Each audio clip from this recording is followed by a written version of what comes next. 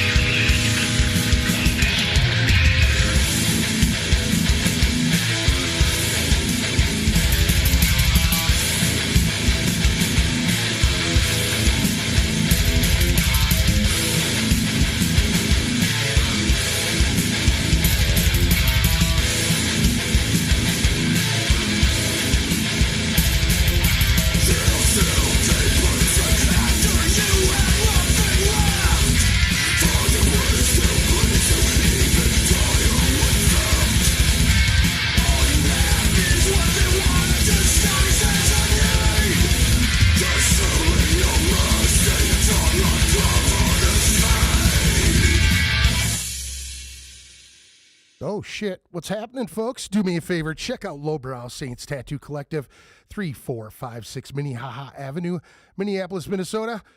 Contact for availability on www.instagram.com/Lowbrow Saints. If you're looking to get some shredding guitars, do me a favor. Check out the Shred Den, Monday through Friday, 5 p.m. to 8 p.m. Saturday, 11 a.m. to 5 p.m. 9100 85th Avenue, Suite 100. Let me see here. That's in Brooklyn Park. 763-350-2191. Facebook, YouTube, Instagram, TikTok, or www.theshredden.net. If you're looking for some design work, Narwhal Design Solutions, Justin Boney, Facebook, Instagram, the World Wide Web, Narwhal Design Solutions, Justin Boney at gmail.com.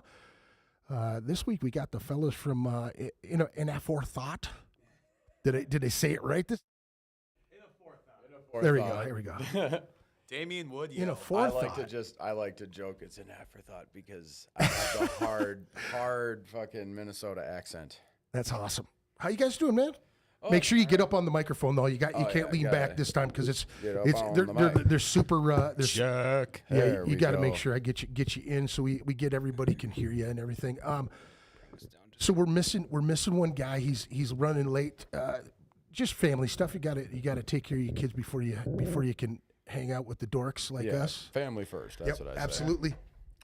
Welcome, folks. Why don't we go around the table? Tell me who you are and what you do in the band. Oh, me? Okay. So I'm Brad Grimm. You've probably seen me on the show before. I have. He has.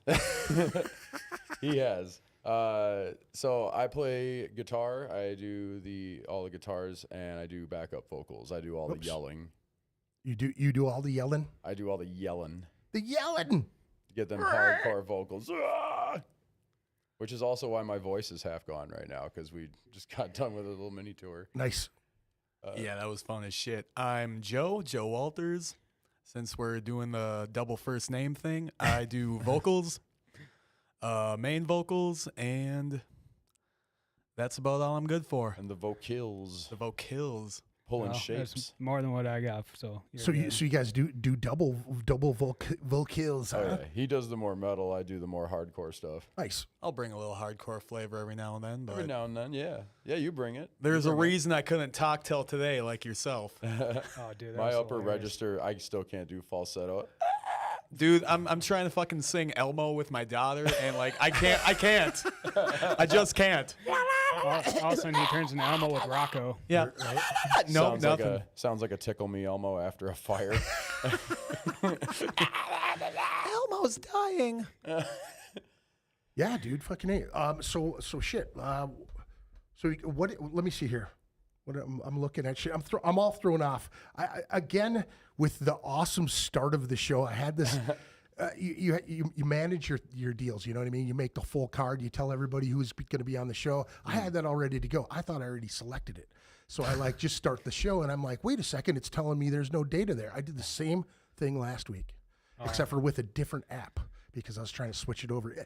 Never do anything right before you're about to do something that you've already done a million times before, because something will break down always. I still choose to blame the software myself. Well, don't help us also talking about food porn right before too, Right, you know? exactly, Oh, right? yeah, absolutely. I myself, I'm such a fucking boomer when it comes to any like audio technology. So I get you. Yeah. We relate. Wait, it's just kind of crazy, man. You know, there's a lot of people that are starting podcasts that I've noticed recently. I know at least 4 or 5 people that are, you know, getting things going. So they want to ask questions, and it's like, you want to tell them, hey, yeah, this has worked really good for me for a long time, but things after updates, things change, and then you're trying to figure out where the gaps are. You know what I'm saying? So it's always a tough deal. So I want to start the episode off. Now, Brad, you were just on episode 322 not that long ago. Yeah. So how has the band been coming along since then? I know it was pretty much the inception when you came on before, right? It was. Yeah. So, A quick interjection. We got Tim on drums. oh yes, we almost forgot. I'm sorry, man. This guy dude, over here my trying to bad. run away from his responsibilities. I'm a drummer. I don't get a name. I'm good. I'm Get on sorry, the man. mic, motherfucker. Again, man, I'm all thrown off because Oh, dude, of don't worry the about goofiness. it. If anything, blame the drummer. Dude, why do you think I don't say anything?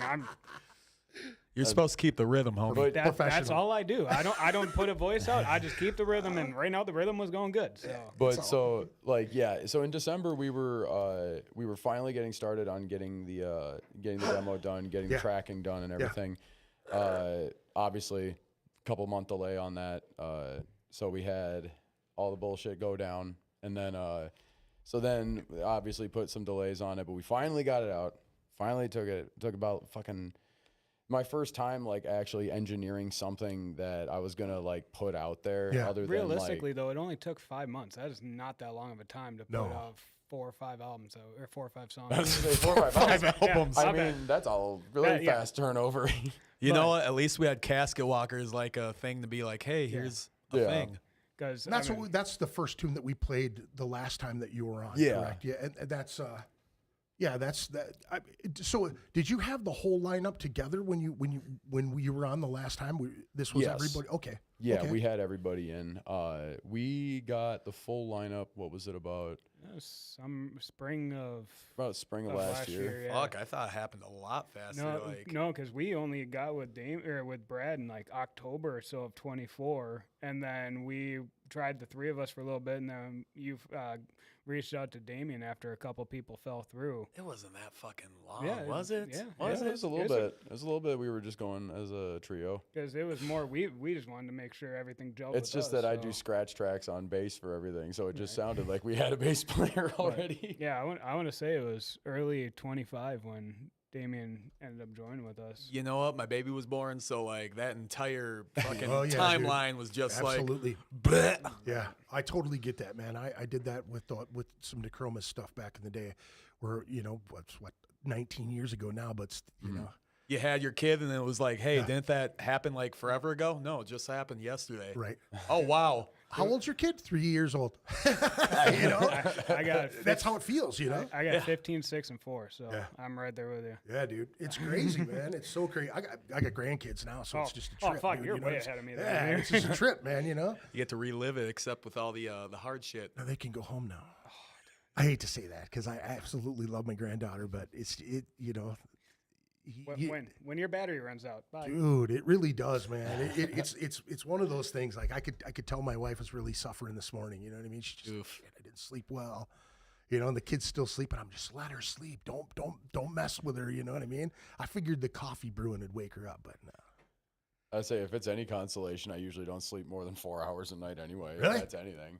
No shit, huh? Yeah, if I'm the same way. If I don't have any, usually flour or anything, I have 4 or 5 hours if I'm lucky. Right. Fuck the whole weekend. So from Thursday when we started, I should say started getting everything ready from Thursday to Monday when I woke up. I think I got a total of 20 hours of sleep. And I'm the fat one here.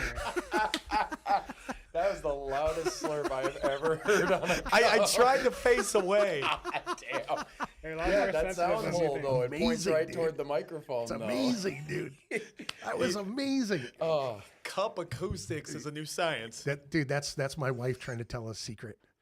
If Dude, that's you kind- fucking hear us, then we're talking shit about him from way over there. I was That gonna guy say, sucks. Yeah. I was gonna say you never thought about like you take your phone, you put it in a cup when you're too cheap to have a sound system, and it just makes it louder. God, dude, you cut a red Solo cup in half and then you put it in half facing away from each other. This is what we do up north. That's it, dude. Hell When yeah, you're for sure. broke, you think of anything how to throw a party. Yeah, absolutely. So speaking of which, you guys just did a little run with of shows just last weekend, right? Yeah. Yes, sir. Where'd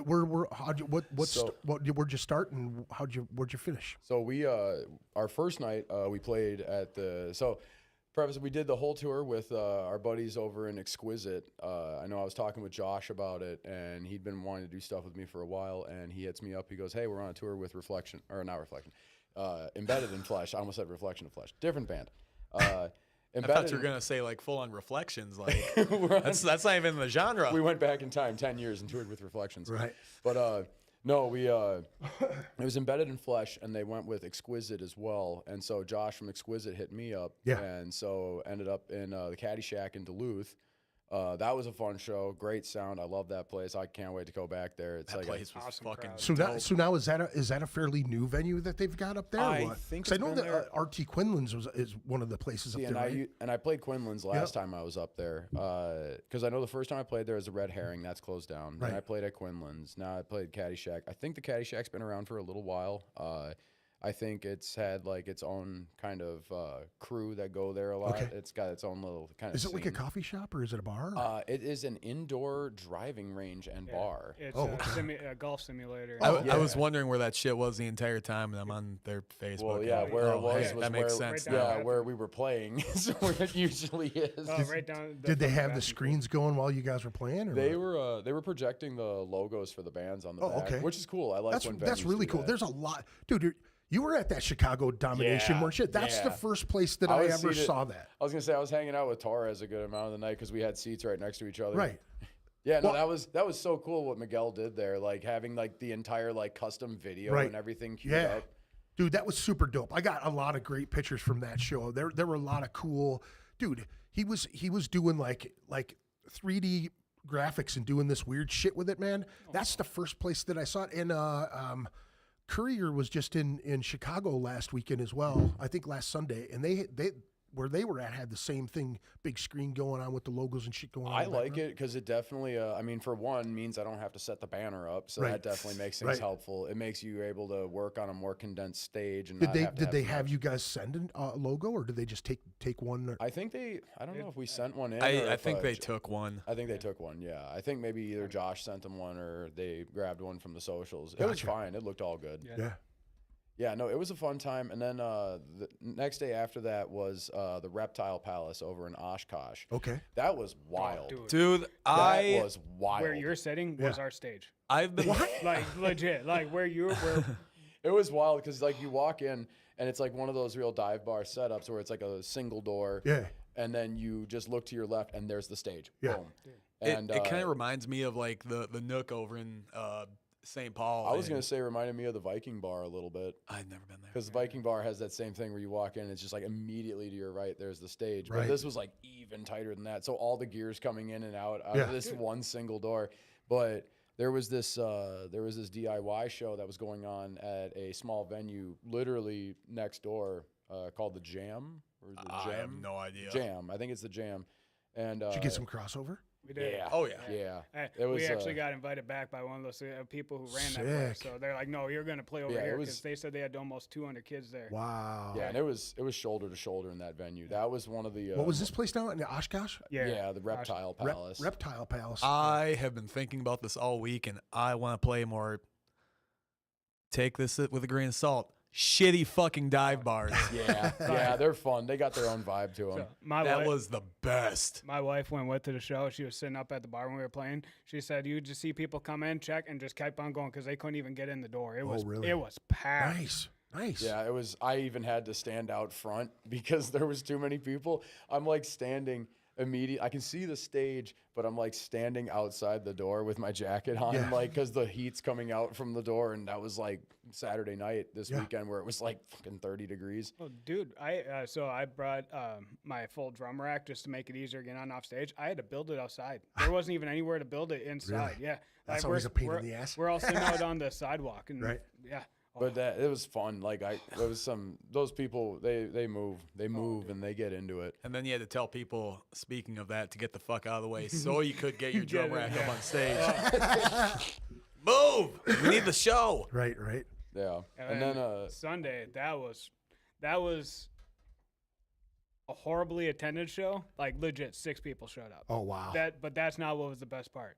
We played in the same venue as Buddy Holly, Richie Valens, and Big Bopper 3 shows before they died. Oh damn. Yeah, Cato Ballroom. Yep. Honestly, I liked it. I thought it was I enjoyed the vibe for the last 2 days being just like insanity just like having one day of just like, let's just play our set.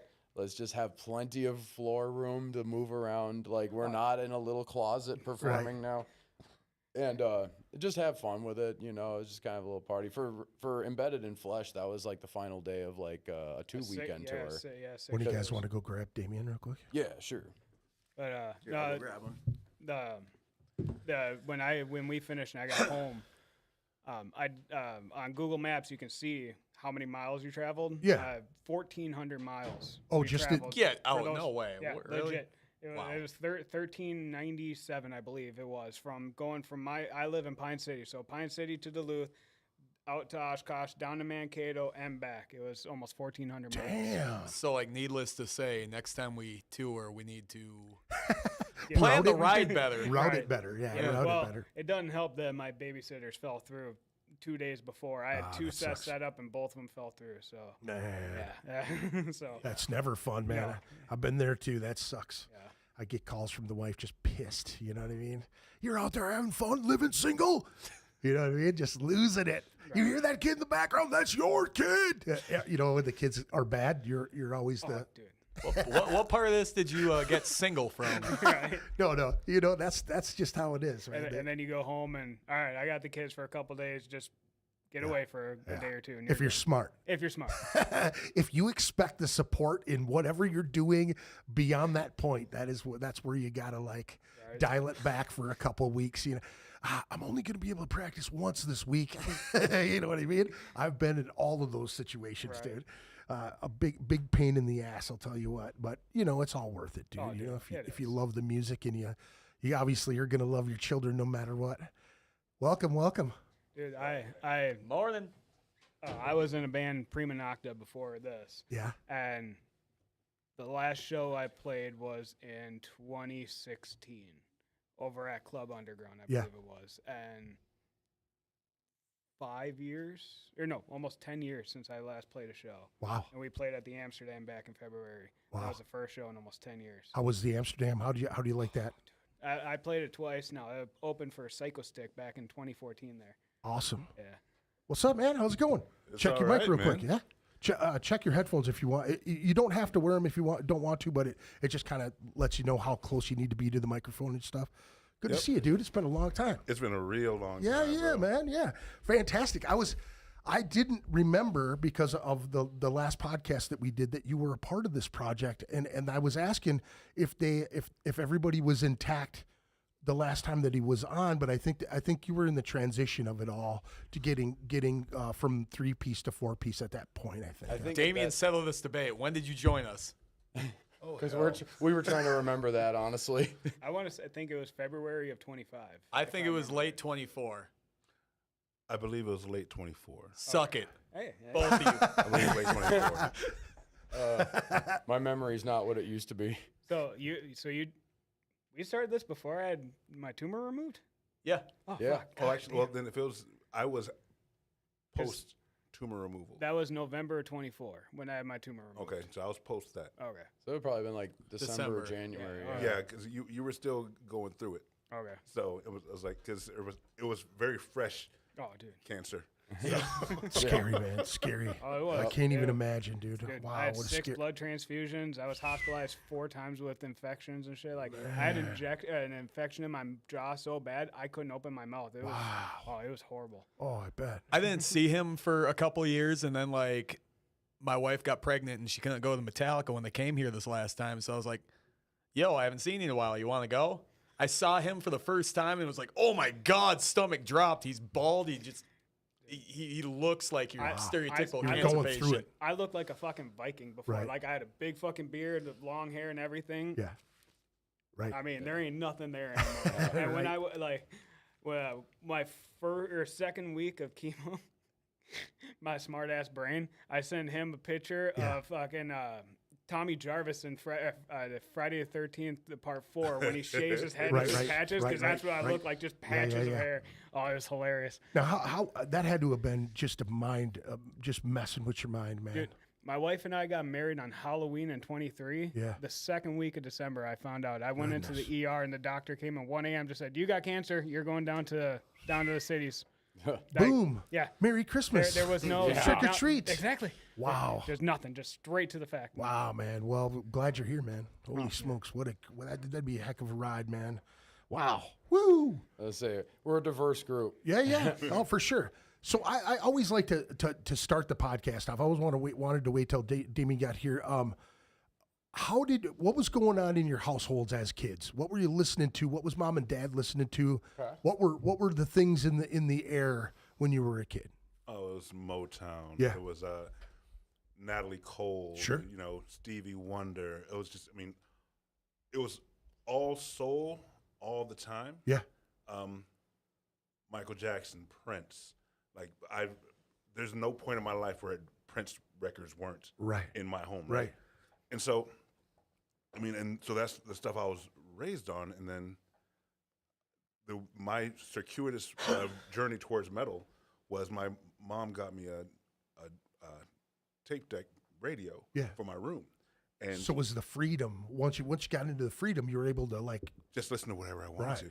There's a song on the Soul station that I didn't like. Right. So I started looking for other stations. And I heard the song Freeze Frame okay. by Jay Giles. Yeah.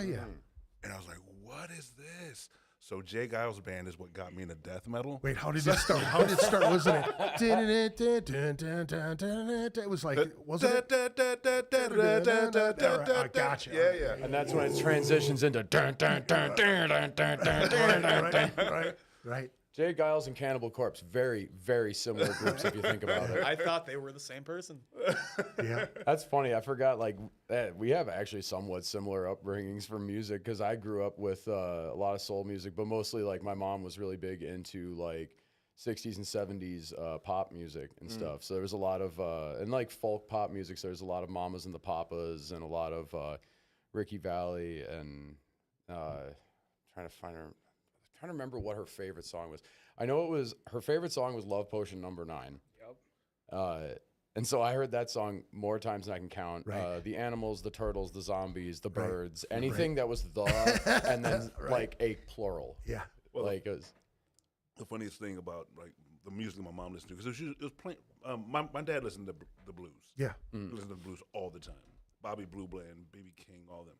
My mom listened to music that, as an adult, I go back and listen to it and like, oh, she was mad at my father. man, she played Hit the Road Jack about like 10 times today. I wonder if she's trying to say something. There's a song, her favorite song when I was a kid, it might not have been her favorite song, it's the one I heard most often, was a song called Catching Hell. Okay. And it's about just a woman who's pissed at her man. Yeah. I'm like, and then I look back and says, I get it. Right. I get it. Right.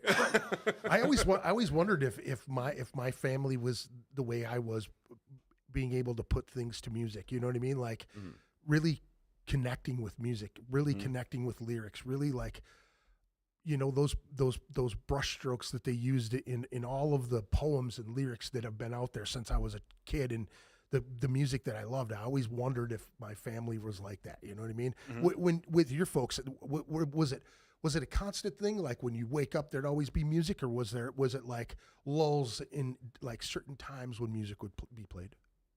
Music was played a lot. You know, car rides, things like that. My mom had the N-8-track player. Oh yeah, nice. But I know that Saturday mornings, I woke up, my mom was playing music. She was making breakfast, all this kind of stuff. Right. She was playing music. And then Sunday, of course, was church. And so that was, you know, we're going to church. My mom was in the choir. I was in the choir. Everybody was in the choir. My dad didn't go to church that much. But my whole family's in the choir, which meant that when me and my cousin Harold were sitting in church, everybody in the choir is looking at us and trying to decide whether or not we're going to get a whooping that day if we're not paying attention to Jesus. Right. So I've had that. What? You feel that? That's the Lord. Yep. But yeah, I mean, it was music was kind of a constant, and then when discussing music with my mom later in life, I realized that I took the presence of music that she put there, and then I feel like more meaning to it. Sure. Like there's a constant soundtrack going on in my life. Right. In my head, there's music always. Right. And all you have to do is ask me what song it is. I'm like, oh, I can tell you right now. Yeah. Oh, yeah. Yeah. The last 2 days, Milli Vanilli, Blame It on the Rain. And anytime somebody said, I think it's going to rain, it would just go, And you're "Blame like, it son on of the a rain." bitch, not again. Gotta be kidding me right I now. do that all the time. Somebody will say something random. I'll be like, oh, you know that's a song, right? Yeah. Just, Oh, yeah. Dude, I have had one song stuck in my head since I got back from tour, and it has not left. Have you heard of the band Engine de Poitrine? No. So I don't know if you guys have been seeing it on your feeds lately. It's that two-man group where they're all polka dotted out. And Oh, one's playing- yes. Yes, The yes, dude's yes, going, yes. the have big had- nose and everything. I've had Yes, their I have. song Fabianca Okay. in my head since I got back because it's the one that's been making the rounds on socials the most. Yeah.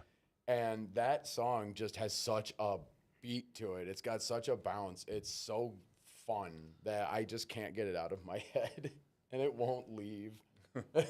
Dude, Praying for Time, George Michael. Yeah. Okay, Has yeah. been in constant rotation since the tour. So let me ask you that, guys, this. So when you get a song stuck in your head, how do you get it out?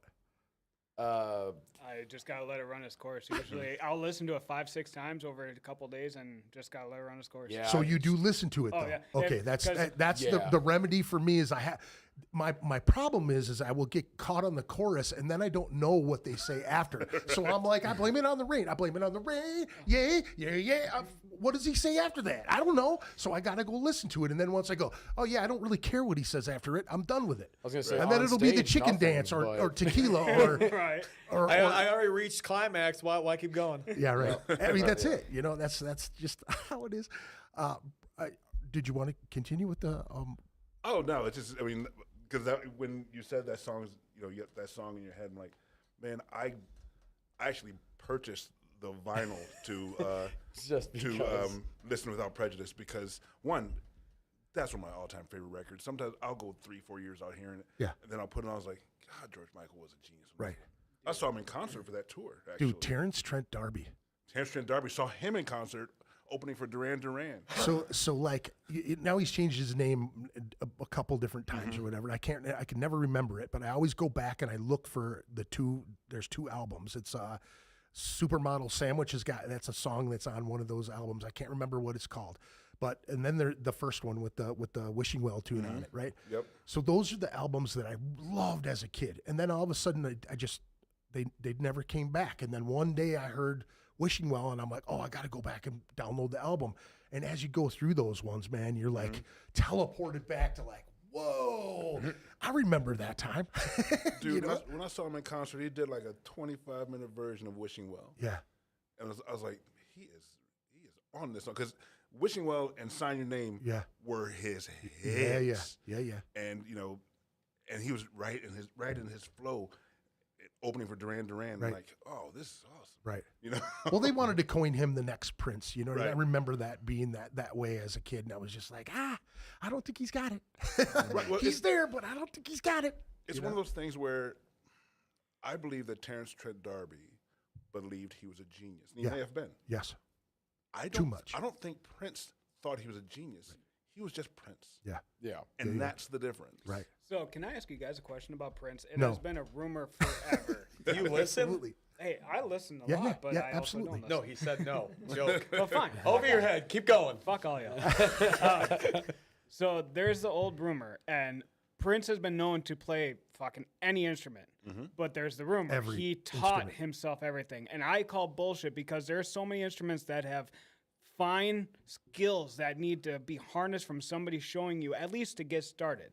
So do you guys believe the rumor that he taught himself every single Yes. thing? Yes, he did. Well, Yes. I mean, I've seen the interview with him where he had been signed up for piano lessons and he went once and he hated it.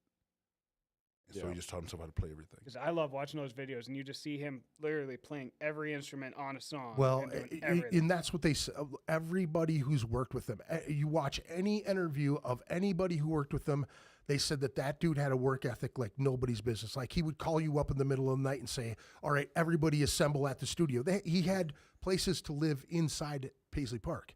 You know what I'm saying? Microphones in like, every room. I got to work there for like 2 weeks of my life. Oh, dude. wow. Yeah, it was absolutely amazing. I got to see him down the hallway, and he looked like a very petite Asian woman. I was like, dude, check that chick out. He's like, that's the man right there. And I'm going, that looks like a little Asian lady. And he's like, yeah, that's him. And I go, oh my God.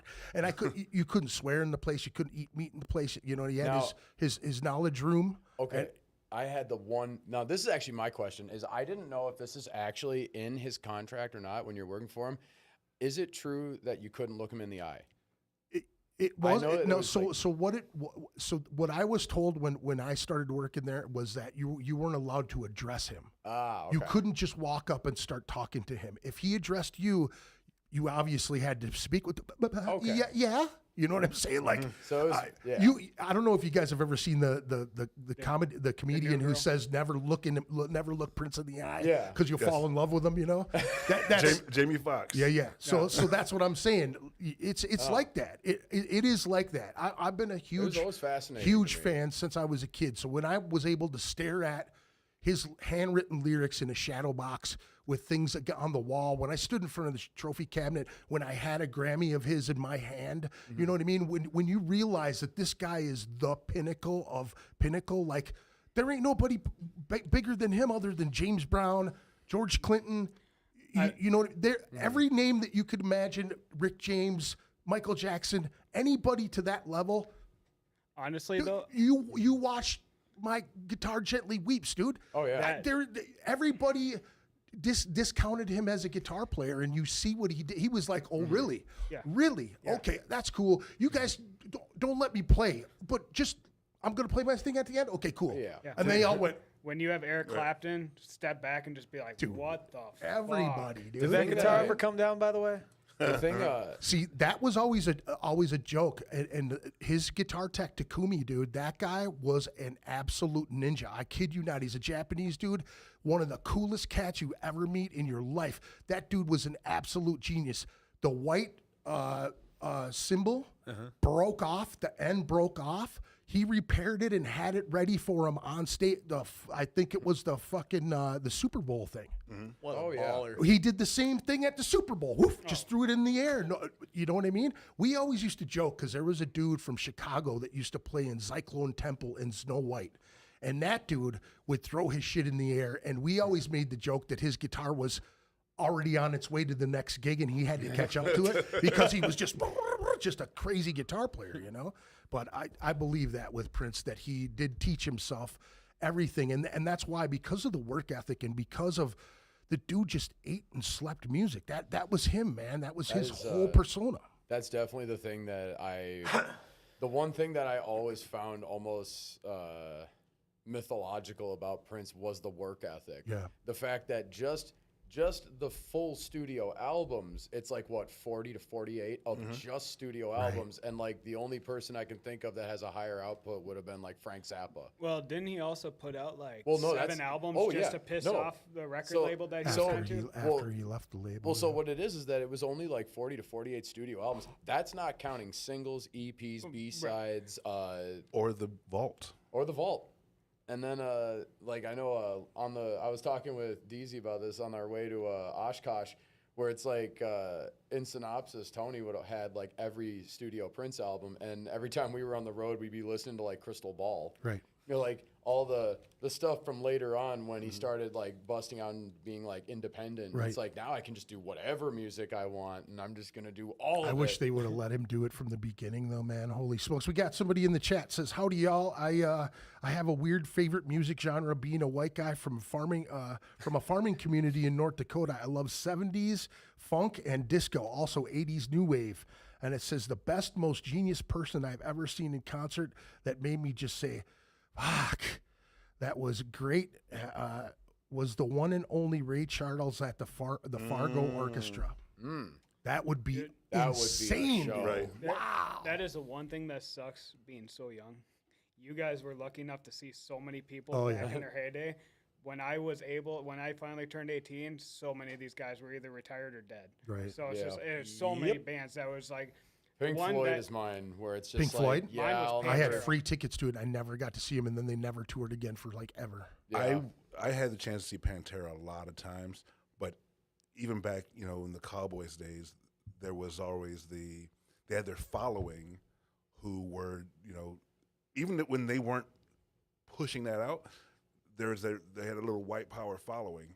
And so I go to the show, I'm 120 pounds. At the time, right. I mean, Phil was not one to necessarily hide his white powerness either. Well, I mean, but those There's first couple southern records. shit, though. I mean, because people say, because I still love Dime. I still love those Pantera records. Because he had he had the Confederate flag guitar. It's like, Yep.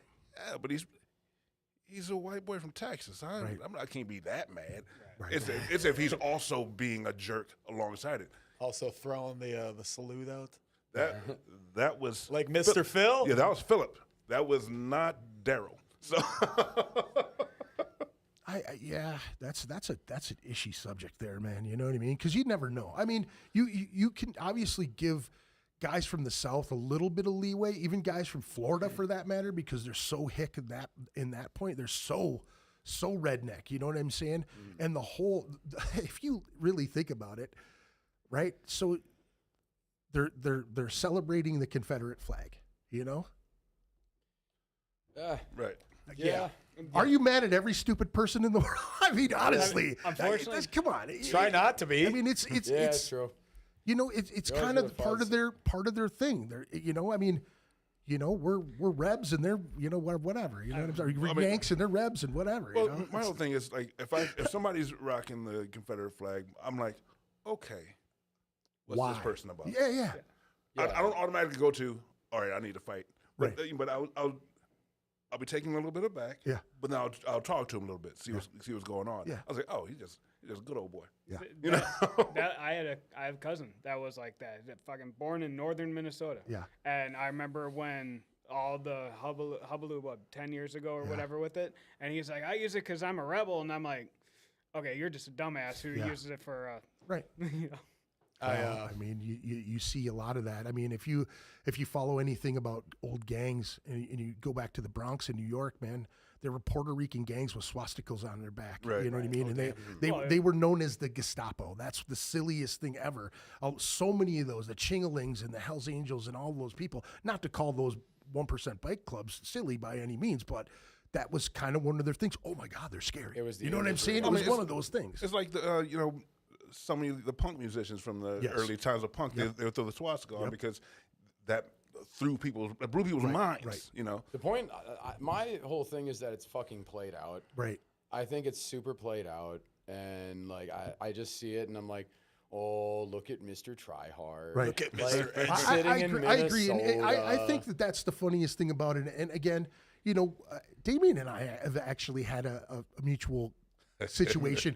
But again, even in that situation, when you're in front of someone and you actually say something to them about it, or if they accuse you of something and you say, okay, well, where are you going with this? Because if we're going to go to blows over it, I mean, we can choose violence. That's how it is. You know what I mean? I've had that situation happen, and it's unfortunate being, Hispanic, Native American, and German. You know what I mean? With an English last name, it's kind of a silly thing. Yeah. I've been around meatheads my entire life. I've been around people that have said stupid shit. Oh, you know what I'm saying? I would say we're all. In the I don't ever, give anybody like the pass for saying it. Yeah. I just know that they're stupid. Yeah. Right. So how far are you going to bring those people into your circle or around your friends for that matter? You know what I'm saying? And the best thing is they make for great material to write songs Absolutely. about. Absolutely. I used to work with a dude at my old job. He was the maintenance guy. Every day he'd leave, he'd grab his rebel flag, throw it on the window, roll it up, and fly it like that. Then, like a couple months before I left, I fucking hated this dude. Randy, if you're out there, fuck you. But like, fuck you, Randy. Damn, shots fired, dude. Poor Randy, There's dude. every Randy out there. It's like, I hope he's not talking about me. Wait. Randy Emerson, Randy Anderson, I love you Jesus. guys, but this specific Randy, It's a fuck different you. Randy. Wow. Different Anyway, Randy. a couple months before I left, we hired on a black dude. I never saw that fucking rebel flag again. So it's like, you were obviously flying it to be a dick. Yeah. It's pretty amazing when you see people again that won't stand up to say what if you believe it. You know what I Yeah, mean? 100%. Like you Well, you should be allowed to be happy at who you are and be proud of who you are. I don't care what color you are at all. But if you're gonna push your hatred on other people, it's uncalled for and not necessary. You know what I'm saying? Like Just be your genuine self. if you don't want to be with other people, go over there. Like Right. stay over there. Nobody's gonna bother you. Just stay over there. That's why And just everybody- don't come back over here because we don't want you here, and you're probably gonna get a black eye. And that's just also how it why is. a lot of people move up north from the cities. The 'cause, funniest- I don't like all the people in the cities. It's like, Right. well, then leave. And then they just go up north and you don't got to deal with them anymore. The funniest thing about our person in common, Yeah. go to the practice space, and everybody has their spot in the practice space, and over in his spot, he put up a Confederate flag patch on his part of and I walk in and everybody's looking at me because they were like, oh God, what's Damien gonna do, right? And so I go in, I look at it, I chuckle a little bit. Next week I come in, I put a patch of the red, black, and green Africa with a black fist in the middle of it and put it on my part. So Did he say a word he to you? didn't say a goddamn Of course thing. not. He didn't Of say a course goddamn not. thing because he's proud to a point, but he knows good and well that you step across here, it's gonna be a different situation. It's so silly, man. I think that's how we met, right? That's how we started talking, right? Mm-hmm. That was such a weird scenario, dude. You know what I mean? Like, and it just, when you don't know a guy and you think, damn, I wonder if they know that they're in a situation. He's like, I'm fully aware. He's like, man, you couldn't, but he's not going to say nothing to me. So what? I was just playing to play. And I was like, wow, this man is serious. He don't give a shit. I was like, okay, man. Well, he was like, you think I don't know what I'm doing? I know what I'm doing. Let's just see where this goes. I loved it. It was like you were so damn confident about it. I was like, holy shit, man. He didn't care. He was like, I know. I seen what they were about. They didn't say nothing to me about it. I was just like, okay. Wait a second. Your guys' mutual story, is it the same fucking person? Oh my Oh, yeah. God. Yeah. Oh yeah. Holy shit. Ah. Yeah, that guy approached me at Lee's and he's sitting, and I seen him. Here's the funny thing is that we all practiced in the same studio space. Mm-hmm. So I watched this guy after this whole thing happens, and then my name gets brought up, and people are obviously talking and da-da-da-da-da, right? And they have this issue at the Triple Rock at the time or whatever, and all of a sudden I see this guy walking with his guitar case just gooning me. I'm like, who the hell is this dude? And all of a sudden Pete, my guitar player, goes, oh, that's the dude from so-and-so. And I go, no. And he goes, yeah. And so every time I'd go to practice, that dude would be there at the same time, and he'd just be gooning me. And I'm like, what is this dude's deal? And I'm like, okay, fine, whatever. So he shows up at a Lee show, and he said, hey, man, come here for a second. And he's sitting down, mind you.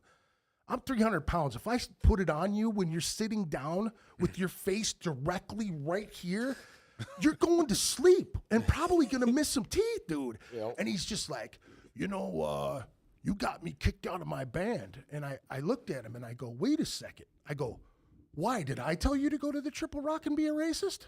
And he looks at me and goes, what? And I go, yeah, dude, you did what you did, and there were repercussions, and there were other people that got involved, and I think you're an idiot. And I go, why? Are we having a problem right here? And he's like, well, and I was like, because if I told everybody here who you were, do you think you'd make it out of the parking lot? And he just looked around, and I went, no. And I go, I don't think we're going to have a problem, dude. And he chirp, and it just turned into a whole thing, and nothing happened. Oh, yeah. He just got worked up, and he sat there and went, and it was just like, dude, you're barking up the wrong tree for no reason. I peeped his game pretty early, but at the same time, I needed an end to the scene. Yeah. I'd only been, when I joined that band, I'd been playing bass for 6 months. Wow. And so, and that's so bad. It still blows my mind how short the amount of time you've been playing bass is for what you can do. You know what, man? I have friends that have been in that same scenario with that vocalist people, right? Guys who are amazing musicians that just want to play and they don't want to stay here. So they'll join up with these eggheads and they'll go off on tour and go to Germany and do all this stuff with these racist dudes, and they'll make money. And then they come back to their scene and they think that they can just go and play. I've got a guy that I've known 30-something years that I have multiple albums with that has gone and done the same shit that those guys have done. And we've talked, when Brian Owens passed away, we talked about doing a reunion with the Necromus guys, and it just, that can't ever, this is the first time I've ever told it on the podcast, because it's so close to me. But it's something that I could never affiliate myself with the guy anymore. And it's horrible because I know that he's not a racist. I know that he's just a musician who wants to play. And he's even told me, he's like, dude, you think I'm a racist? I'm like, you've never been that way to me. But when you lay with dogs, man, you get fleas, period. Yep. And you can't tell me that if that mentality doesn't sink in when you're around that stupidity, dude. Seriously. You know what I'm saying? It's sad because it's been happening a lot, and I hate going and brushing the whole political thing, but that's exactly what it is. It becomes a political thing where one guy won't condemn something that clearly needs to be just washed away. Like, come on, man, you got other shit to do with your life, man. Go on, you know what I mean? Like, move on with yourself. I mean, it's the amount that you immerse yourself in it. Yeah, can make you toxic no matter who Absolutely. you are as a person. I agree with you. And my personal situation, here's how I approach everybody. Everybody has a past. Yeah. Everybody has a past. And I can see what your past was, but I'm going to judge you on what's right now. Right. But when you show your ass, then I got to part ways. Right. And that's, the Triple Rock show. He showed his ass. And I was like, I can't be involved. I'm not even kind of black. I'm quite black. Right. And so, and I couldn't tell. Sorry, man. right. I'm black on both sides. Top to bottom. Right. And then, the drummer's Iranian at the time. I'm like, what are you doing? Right. What are you doing? But I'd already made my name, and then by moving away, I'd also protected my reputation. Right. You know what I'm saying? Yeah. I mean, like I said, everybody has a history. Right. And some people have done fucked up things. Right. But have bettered themselves. Oh, yeah. And I can appreciate you bettering yourself. I'm not going to condemn you forever. I'm going to condemn him forever. I always forget. I always forget the other part of that. I always forget the other part of that, and that's okay. That's something that I never address because very, very close people to me. You know what I mean? And it's sad because, again, it falls talented people trying to do things with people that are doing shit outside of this music scene, and it just happens to be some of the worst shit on the planet. Right. But, I mean, not all money's good money. True. You know what I'm saying? Yeah, you might be able to go on a world tour. Yeah. Who's coming to your shows? Right. Yeah. Well, when you get home too, that's the shame that you got to wear in your own home. Right. Is that that's how Ryan's used to be. I don't remember if you guys remember Ryan's in the Station 4 in the lab. You know what I'm saying? Yeah. Like back then, man, there was a clique down there, and if you got outside that clique when it came to certain relations, man. Oh, yeah. You were cut out of that whole scene, man. They don't want nothing to do with you. And St. Paul never forgot when it came to that shit. You know what I mean? See, Minneapolis was a little bit different because you could click up with different people and it would kind of jive a little bit somewhere. St. But Paul was just yeah. that. Well, because there's so many eggheads over there, man. South St. Paul's riddled with Nazis and skinheads and all that nonsense over there. I mean, St. Paul or Minneapolis is too, but they hide in little pockets. Yeah. You know what I'm saying? They're not like, hey, we're here, dudes. Yeah. You know what I mean? St. Like, St. Paul's a weird town. Yeah. What is it? I grew up from St. Paul, walking around there like in the early mid 90s in fucking preschool. Right. And it's always been a very interesting town. The funniest thing about that entire situation, though, is that one of our band's biggest fans is just like a virulent neo-Nazi, right? And he friended me on Facebook. Yeah. Like now you're saying? No, he's not friends with me now, but he. Oh, I thought you were talking about art. The past. The past. Okay, one, that's yeah. what I was Past like. band. Yeah. What the fuck? So this guy was a virulent neo-Nazi, you know, the whole nine. But he was a friend. He was a fan of our band. Like we were his favorite band. Yeah. He friended me on Facebook. Yeah. As a black man, I should unfriend him. As a psychologist, though, You want to know how it works, huh? I don't get this type of access. You know. Hey man, I love your ship. Get Can to you see stop how being the black sausage for a is second? made. Right. What's that one cat that went in and he like makes it his thing to go. He's like a musician, a blues musician. He's a black dude from the South, yeah, and yeah. he goes around to different KKK like higher members, and he takes their like people have given them his robe, their Oh, robes yeah. and shit. Right. Yeah, I seen a Grand Wizard. He got the fucking Grand Wizard, who's the top of the top, and he got him to hand over his robes. That's impressive. Yeah. That's impressive stuff. I know we got way off track with all this, man. Hey, it's life. It happens a lot here on this I was podcast. gonna say, this 'cause reminds me of a- full on ADHD. Reminds me of the first time I was on the show with you. I Absolutely, went for yeah. what, like 3 hours? Yeah. You just keep going. So I wanted to get to you guys when it came to the music, as far as like what was going on in the house as a kid. Like, Oh shit, we're back there. yeah, way back there. Yep. For me, the music was never really important to like my parents and introducing me to shit. Like it was whatever was on KQ, and then But there was radio on, right? yeah, there was radio. There was Bob Seger. There was John Mellencamp. There was Bruce Springsteen and whatnot on Led Zeppelin all the time. All right, ADHD. When you say John Mellencamp, what's the first song that pops in your head? Jack and Diane. Yeah, dude. Doom, doo, doo. That's right away as soon as all right, here we go. Little but Sucking on a chili dog. I don't know, Greg. Have you ever seen the video? It's the supercut of just people covering that song, and it's Sucking just on them chili sucking dog. on a chili dog. Sucking on the chili It's dog. like 5 minutes. It's like 5 minutes. oh my god. Dude, the internet can be the best place on the world when people Yeah. are just stoned and making shit Yeah, like that. just Like, doing stupid Oh, things. God, it is amazing. I wanted to ask you. So, did you want to? I'm sorry, I cut you totally off again. That's ADHD. Dude. That's fine. I'll finish making it quick. Stop talking about me. Then yeah, I was never really interested in music, and then that Jack Black movie came out, The School of Rock, and I was like, wow, that's kind of cool as shit. I want a guitar. My dad got me a guitar that year for Christmas, and I picked it up, and I never touched it again. And then you just became a singer. Yeah. which is actually Dude, hilarious. that's the best Genesis story. Like, I wanted to play guitar, and I said, fuck that, and I'll be a singer. And then I became a singer. Which is actually hilarious. Him saying he doesn't want to talk about himself and he's a singer. Yeah. Like, that is I can talk beautiful. about myself all day, but this is Tell us more about your hair. Well, today it's green. Usually it's either green or blue, Depending on your mood. depending on the mood. It's mood hair. He's a mood ring. We're in between St. Patrick's Day and 420, you so go. it's got to be green. Yeah, Just wait, he gets angry. He goes all anime. It turns red. right. Demon Slayer, dude. Lose it. He's a real Hashira. How about you, sir? My dad listened to 60s, 70s rock, so Led Zeppelin. His favorite song was "Smoking in the Boys' Room," not Motley Crue, but the original version. Fucking Motley Crue ain't got shit on that. Right, version. right.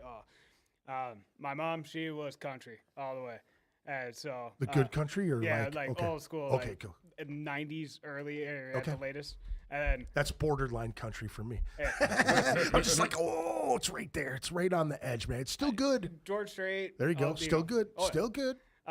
But for me, when I got into metal, my brother, he is 4 years older than me. He listened to Godsmack, which kind of got me in. Yeah. But 2001, nobody believes me when I tell them this, especially if you're younger. I seen a music video for Slipknot on MTV, 2001, Left Behind. Okay. It was the first time. It scared me to fucking death, Right. but it intrigued me where I could not look away. Yeah. From that minute, I dove right into it. Like, Yeah.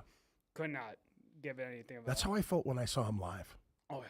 Because they used to hand out little demo tapes. Like them and System of a Down were the bands back in the day when they came out. They had people in the crowd handing out their little. It would be like one song and then a B-side or whatever. Right. And that was the thing. When I saw it was Road Warrior on stage. You know what I'm saying? The mask is just things blowing up and ping bong, bing bong. The funniest thing is when they played First Avenue the first time with Head Charge. I saw them. And then I left, and then my drummer shows up at practice, and he's holding Paul Gray's phone number, and he goes, "Hey man, here, Paul Gray wants you to call him." I'm like, "Where the fuck did you see Paul Gray?" He goes, "Dude, he was in Slipknot." I go, "Who the hell is Slipknot?" And he goes, "It was the band that you were supposed to stick around and see. Him and Joey Jordison play in the band." And I go, "What? From Iowa?" Right. And he's like, "Yeah, dude, here." And he gives me his phone number. It's ripped out of a Rolodex. I'm like, "Okay." So I call him. I'm like, "Dude, what do you mean? What do you you went platinum? What? Dude, you were just playing in were you into Anal Blast, dude?" Yeah, I was like, whoa. you were just doing an anal. You were That- just the drummer for Anal Blast. People can talk shit about him now just because they're the established band. To me, they have become AC/DC of the millennial generation. Right, You cannot look past their first two albums. right. Those two albums are cemented in the legacy of metal. Right. If anybody wants to say no, you don't know what the fuck music is. I think at that particular time too, you know what I mean? I mean, the new metal was like, genre bending, man, all over the place. Slayer came out with a new metal album because it was Well, you know, and they had rap influence in there too, Right. man. You know what I mean? The way he was laying it down, man, was just so I mean, Slayer was on Def Jam. right. So Right. But the thing is, if anybody understands history, and I'm sure you fucking love music history, Right. Everything traces back to the blues. Oh yeah. So if you don't understand that, you don't understand metal. So if you try to say something does because it's rap or hip hop influence, well, you don't understand where it all started. Right. You know, you look at Elvis, and Elvis influenced Queen, who influenced millions of other bands from then on out. And Well, you go back to what I just saw. What is her name, dude? Big Mama. Oh, Big God. Mama Thornton. Yes, Big Mama Thornton. I just saw a thing in her doing Hound Dog. Her and doing just, Hound Dog, dude, yep. yeah. killing it. Dude, with this giant gash on her face. I'm going, dang, you know that lady's lived through hell, dude. You know what I'm saying? Her voice was just so. I mean, my grandmother's first cousin was the proto metal voice, and that's Howlin' Wolf Yeah. was my grandmother's first cousin. Whoa. So, dude. I mean, and that's when bluesmen talk about Howlin' Wolf's voice, they're like, it sounds like the devil is coming up to Oh yeah. Dude, that dude was way talented, dude. He could play guitar, he could play harmonica, dude. That guy, and he didn't. I mean, he got down, but that dude was all about his business and his money, dude. Oh, he was a Holy professional. He smokes, was a band man. leader. He wasn't just a musician. He was a Right. band leader. Right. Yeah, that's amazing. That's crazy, dude. Yep. Yeah, that's far out, man. That's the closest I've ever been to. Now, I'm a huge Hendrix fan. The closest I've ever been to anybody who was like with Hendrix, I was touring with the band Tribe of Millions. They're like a R&B group from here. They were around the time Greasy Meal was very popular here, late 90s, 2000s time. And we were in Cincinnati, Ohio, and we're at the drummer's mom and dad's house. And I love old photo albums. You know what I mean? They're different colored. They're usually, faded, and you open them and the plastic flopping every which way, and the photos are barely stuck to shit. You know what I mean? They're tucked in. So I'm going through these photo albums, just enjoying old school 70s history, dude, right? And I open it up, and it is the drummer of Tribe of Millions, like this. A big old school 40-ounce Pepsi bottle right here, right? and then the Isley brothers at the bar with his mom and dad. And I go, is that Ronald Isley? And she goes, oh yeah, me and Say, which would be his dad. Oh, me and Say went to high school with him. So I'm like, what? And so I keep looking, and here is Mama Say with fucking curlers in fucking Jimi Hendrix hair. Jimi Hendrix played with the Isley brothers for 2 months of his fucking life. And I'm standing here looking at it. Dude, my hair's standing up. Because I was freaking the hell out. And I'm going, is that Jimi Hendrix? And she's like, oh yeah, baby. You know, talking to me, and I'm going, holy shit. And she's like, he crashed our car. Motherfucker, blind as a bat. I said, what? She goes, and then Papa Say just, oh, hell yeah, that motherfucker blind as a motherfucker. Get in the car, smash your car up, couldn't see very far. Man, messed it all up, dude. I was like, wow. That's the best twist of that story, too. It's just like, they're not just like, oh, you got to see Jimi Hendrix? Yeah. Photos of those guys doing like graduation parties. So the entire crowd is all white people, and they're in cardigans, doing the deed, man. The old school Isley brothers with Jimi Hendrix playing a left-handed, you know what I'm saying? Like, oh yeah, what the hell, man? It was crazy. And then, that whole weekend I got to meet Mudbone Cooper, Peanut, and multiple guys from the rubber band. You know what I mean? I get so jealous of you guys. Like, I fucking grew up in Isani when it was 2,000 people. There was nobody around. I knew nobody. So fucking listen. Like, hey, if it's anything, I grew up in Chisago, so I'm not much different. Dude, I grew up in Saginaw, Michigan. Now there's famous people from there, like Stevie Wonder's from there. Everybody gets out of there. Like Stevie Wonder is from there, and then Madonna's from the next city over, Bay City. But yeah, but you leave so you can become famous. Right. Well, I mean, if you think about it, and I've been in the music scene here since '89, okay, and all of the people I've seen come and go, right, and all of the bands I've seen come and go. And I think to myself, all of the amazing talent in this city, and a handful of bands have made it from here. You know what I mean? Right. Prince, Soul Asylum, Semisonic. You know what I mean? Like the Husker Du, Replacements. Head Charge for metal. Head Charge, right? After the Burial, that's they've made it fairly large. Reflections from here. did all right Reflections was doing all right. I mean, it blows me away because we don't get as much love as we deserve in the Midwest at all. The last 5 years, every tour bypasses the cities. Like they'll go to Fargo and go right through and don't stop, and it's like why? Or even Sioux Falls. That's what's even crazier too. Yeah. And it's like Sioux Falls. I love Sioux Falls. It is strange how like so many tours go through there and then skip Minnesota. Well, here's the thing though, is that what we all have to understand too is that those buying packages, and promoters. That's the real thing. If you don't have people that are willing to pay them that money, and the thing is a lot of people get intimidated because they're dealing with management and they're dealing with all this other shit and booking agents play really hard. They don't just come and go, oh, we'll just play for this much. They go this is this, and then we need catering, we need rooms, we need this, we need that, and it gets really, really crazy. And then and you think I've seen some just death metal bands with incredible riders. I can't even imagine the next level up. You know, the fucking Mastodons or the Gojiras or you know what I mean. Even that.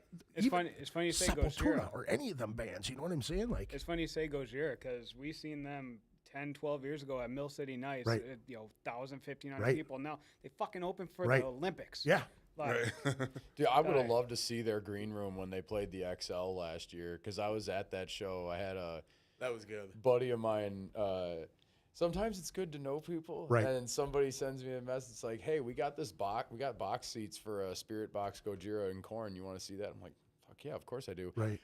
We had the box seat next to the stage. Yeah. Oh, wow. That's pretty amazing. Waited on hand and foot. I'm a poor white dude from the middle of nowhere, so I'm just happy that there's food at all. Right. And then there's people refilling the trays. I'm like, I feel wasteful just like being here.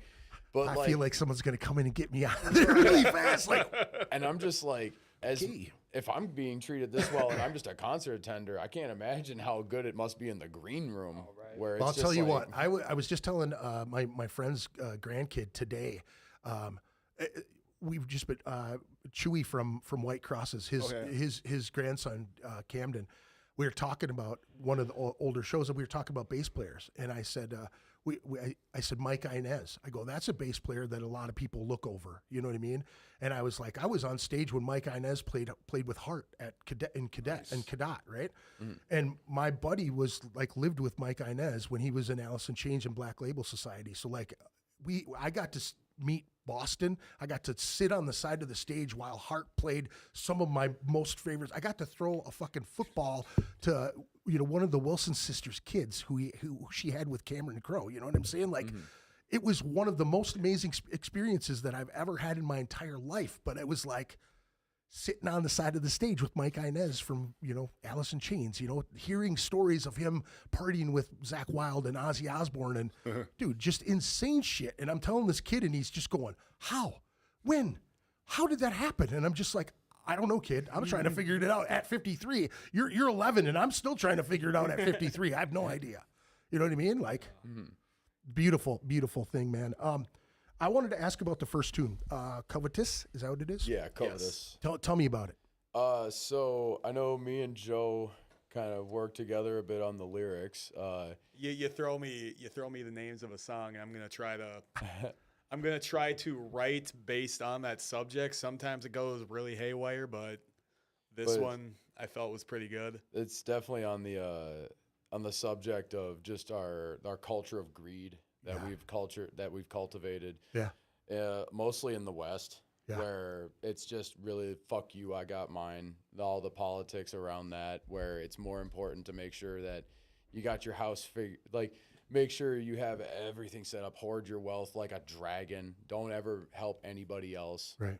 And then writing this, Tim, for the first couple songs that we wrote, I thought about you a lot in this because of your situations you were going through. Like, some of the lyrics, they'll still keep reaching after you have nothing left, trying ways to bleed you even harder with theft.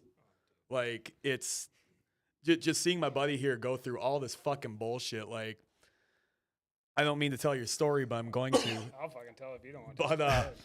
But when he went through cancer, he didn't get paid for that 15 months of work, and it took him, what was it, to the 5th or 6th trial where the judge was finally like, okay, we can finally give you your back pay for all that shit. But like that entire time, he survived off of nothing. 2024, when I was going through, my wife and I made a combined $15,000, and $9,000 of it was from my union. I had a short-term disability for the first 6 months.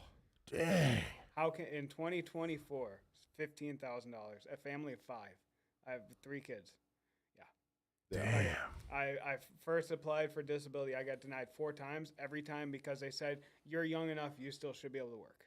Wow. Even though the cancer I was going through was on the top of the list of immediate disability. And that was just some pencil pusher reading your paperwork. It wasn't even pencil pusher. AI goes through, and there are key terms that doctors put in.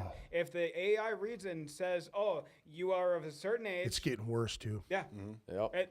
I think we still don't have an AI song. We got to work on. Of all disability applicants, 96% are denied the first 3 times.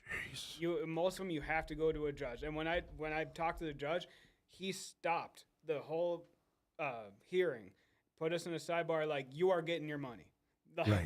Like when you actually talk to a human being and explain, I had my car repossessed. I had my home closed. Like we lost our home. We're living in my in-laws' basement right now because we lost everything. Right. And I'm still dealing with it. I got hospitalized 3 times at the beginning of the year here.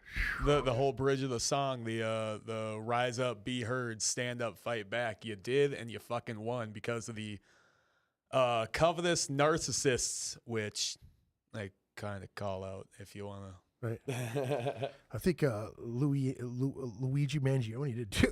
Just a little bit. Sorry, I hate to go there too. But I love that guy. I hope I hope he's doing well. I hope somebody put some money on his books. That dude's living large in incarceration. I bet. So let's play this second song. What is it? Stoked. It's Stochastic Terror. I'll totally butcher that. I don't read well. Well, so this song is about, we may have touched on this last time I was here. It's about the concept of stochastic terrorism. Okay. The idea of putting misinformation out there to mentally ill and unstable people so that they will go out and hurt people in the real world. So Facebook. Basically, yeah. Writing this one was more so about like weaponized religion. Like, I'll just say it's a combination of both, really. It kicks off with the words just everything you know is a lie. There's only one truth and it's mine. Second verse, I always forget until we get right to it playing live. Isn't it great? I always do that. That's a it's little. It's that. What is that? What do they call that? The phonics. Yeah, You know what I mean? Like as soon as you hear that one, oh, okay, I got And it. you're like, yep. Yeah. Oh, we got that. I was in volcano diving. We have one song where it's like, how's this song go? Oh, okay, cool. And then like anytime you think that I'm wrong, I'll recompose my siren song. So like, I'll just say, don't give it away too much. still keep listening, motherfuckers. You don't know. Spoiler alert. Right? Don't follow your eyes, and I guess that's all I'll give away. Thanks, Well, Brad. let's I'm crush this insecure tune. now. Let's crush this tune. We'll play the second one. Nonsense. We'll be You're right beautiful, back. Joe. I love you too.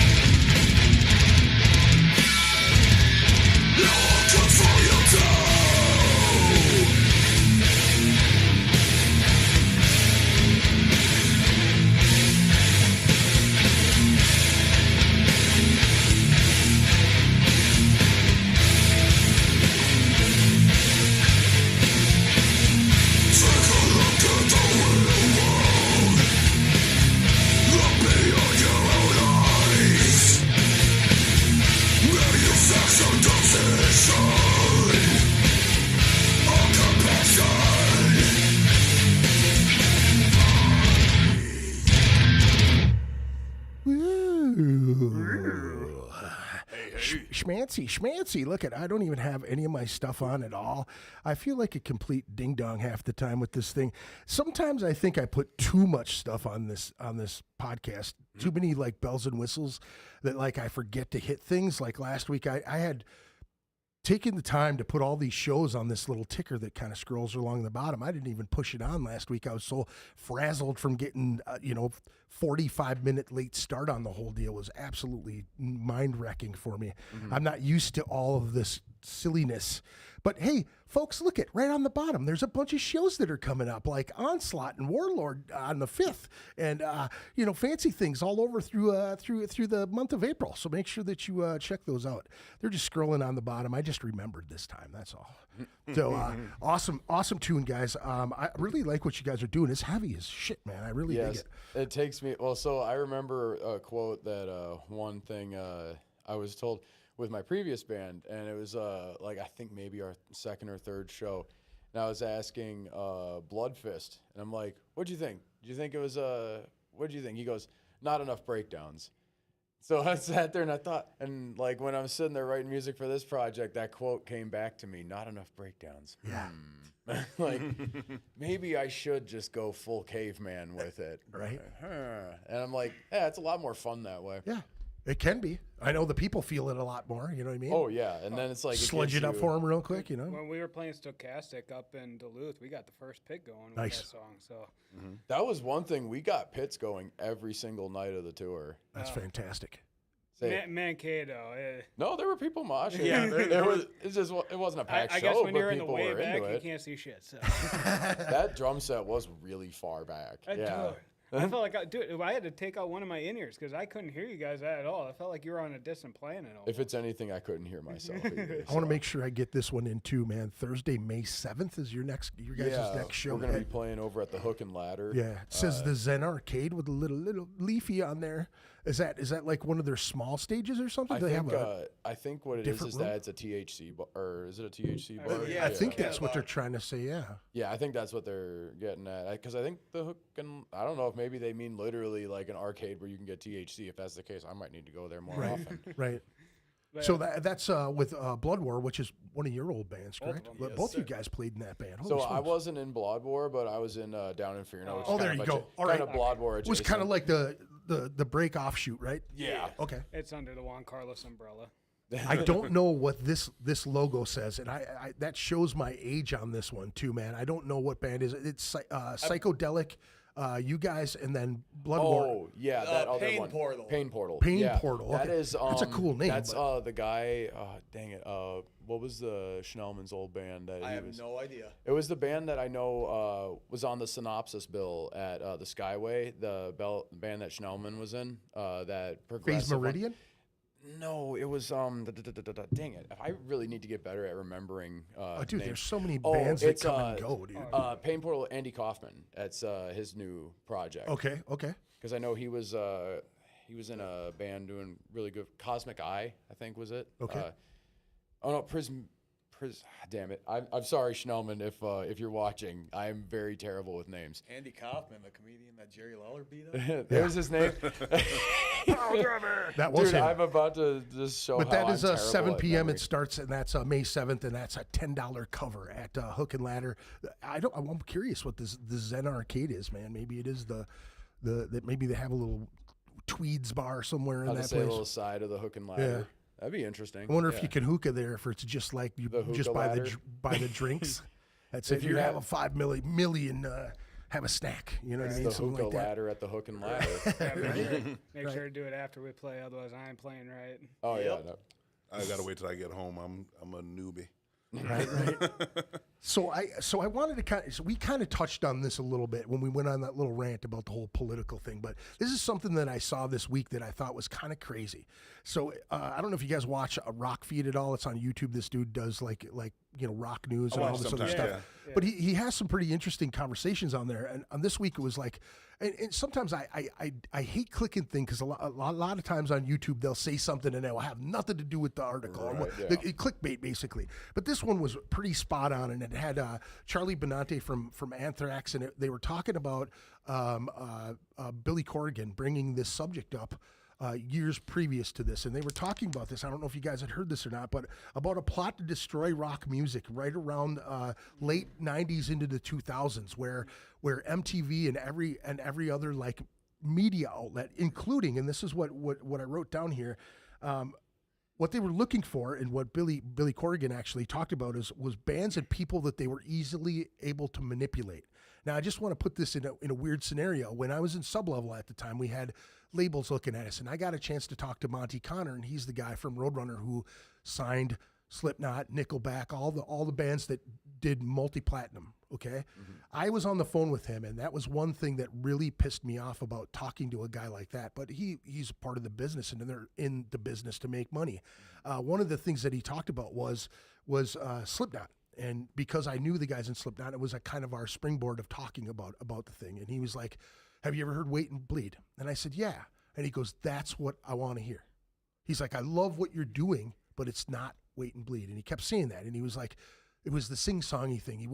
They were pushing you to do this more pop style metal. And if you look at the progression of Slipknot as they went, exactly. And then they slowly offshoot in between. Now, this is the thing that really had me.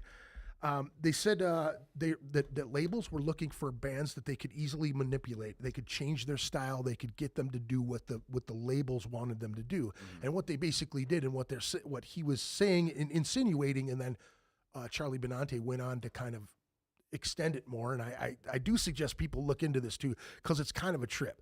Now, of all the conspiracy theories out there, this is one that I never even thought of, and that is that they wanted to take rock music down like a whole bunch of pegs. They basically took everything cool at the time when grunge just went apeshit and it killed hair metal, and it just kind of, it leveled off. There was some Pantera, and then it went into the new metal, and then all of a sudden the bottom fell out of it. And this is one thing that really stuck out, was the fact that around that time,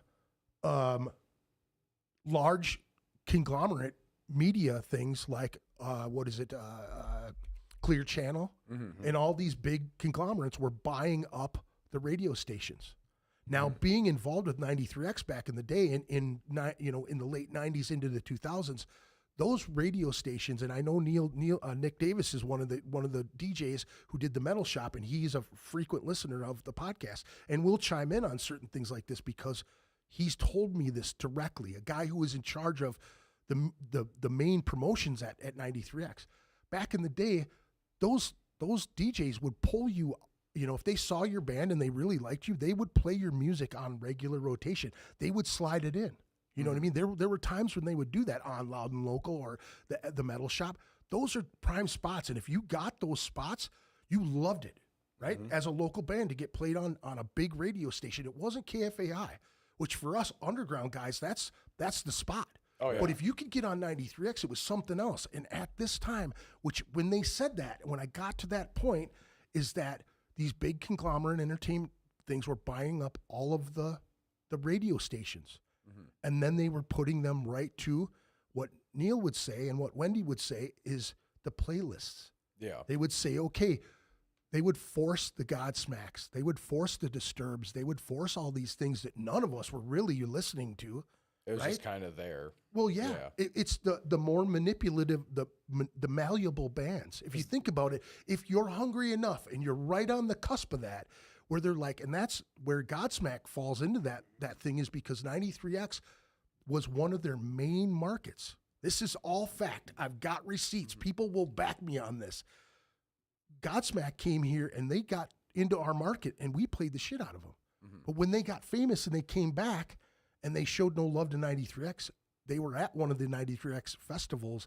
There was a big deal backstage with all of the promotion people being really pissed off about those guys disrespecting one of the biggest markets that took their music and shoved it forward. But you think it's crazy though, since 2010, every year they've put on a festival here based around them 93X does to this day. Right, but it's not nearly as big. Right. And they don't incorporate any of the local talent anymore. There's no battle of the bands like there used to be. There's nothing like that. And here's what's even crazier about that, man, is that they even take all of the metal stuff on the award shows and they stuff it to the stuff that's not on air. Dude, I remember that back in 2004 when Before I Forget from Slipknot was put up for a Grammy. They didn't even put it on the main show. You found out on the ticker before the show even started. Well, didn't Slayer win something like that? And Possibly. Oh, I mean, the I know biggest one one is Metallica with Jethro Tull, right? Yeah, That's the Yeah. huge that hit. was the when one I I was in high remembers. school. I think at the tail end of high school. I Yeah. remember all the metalheads just going ape shit over that thing.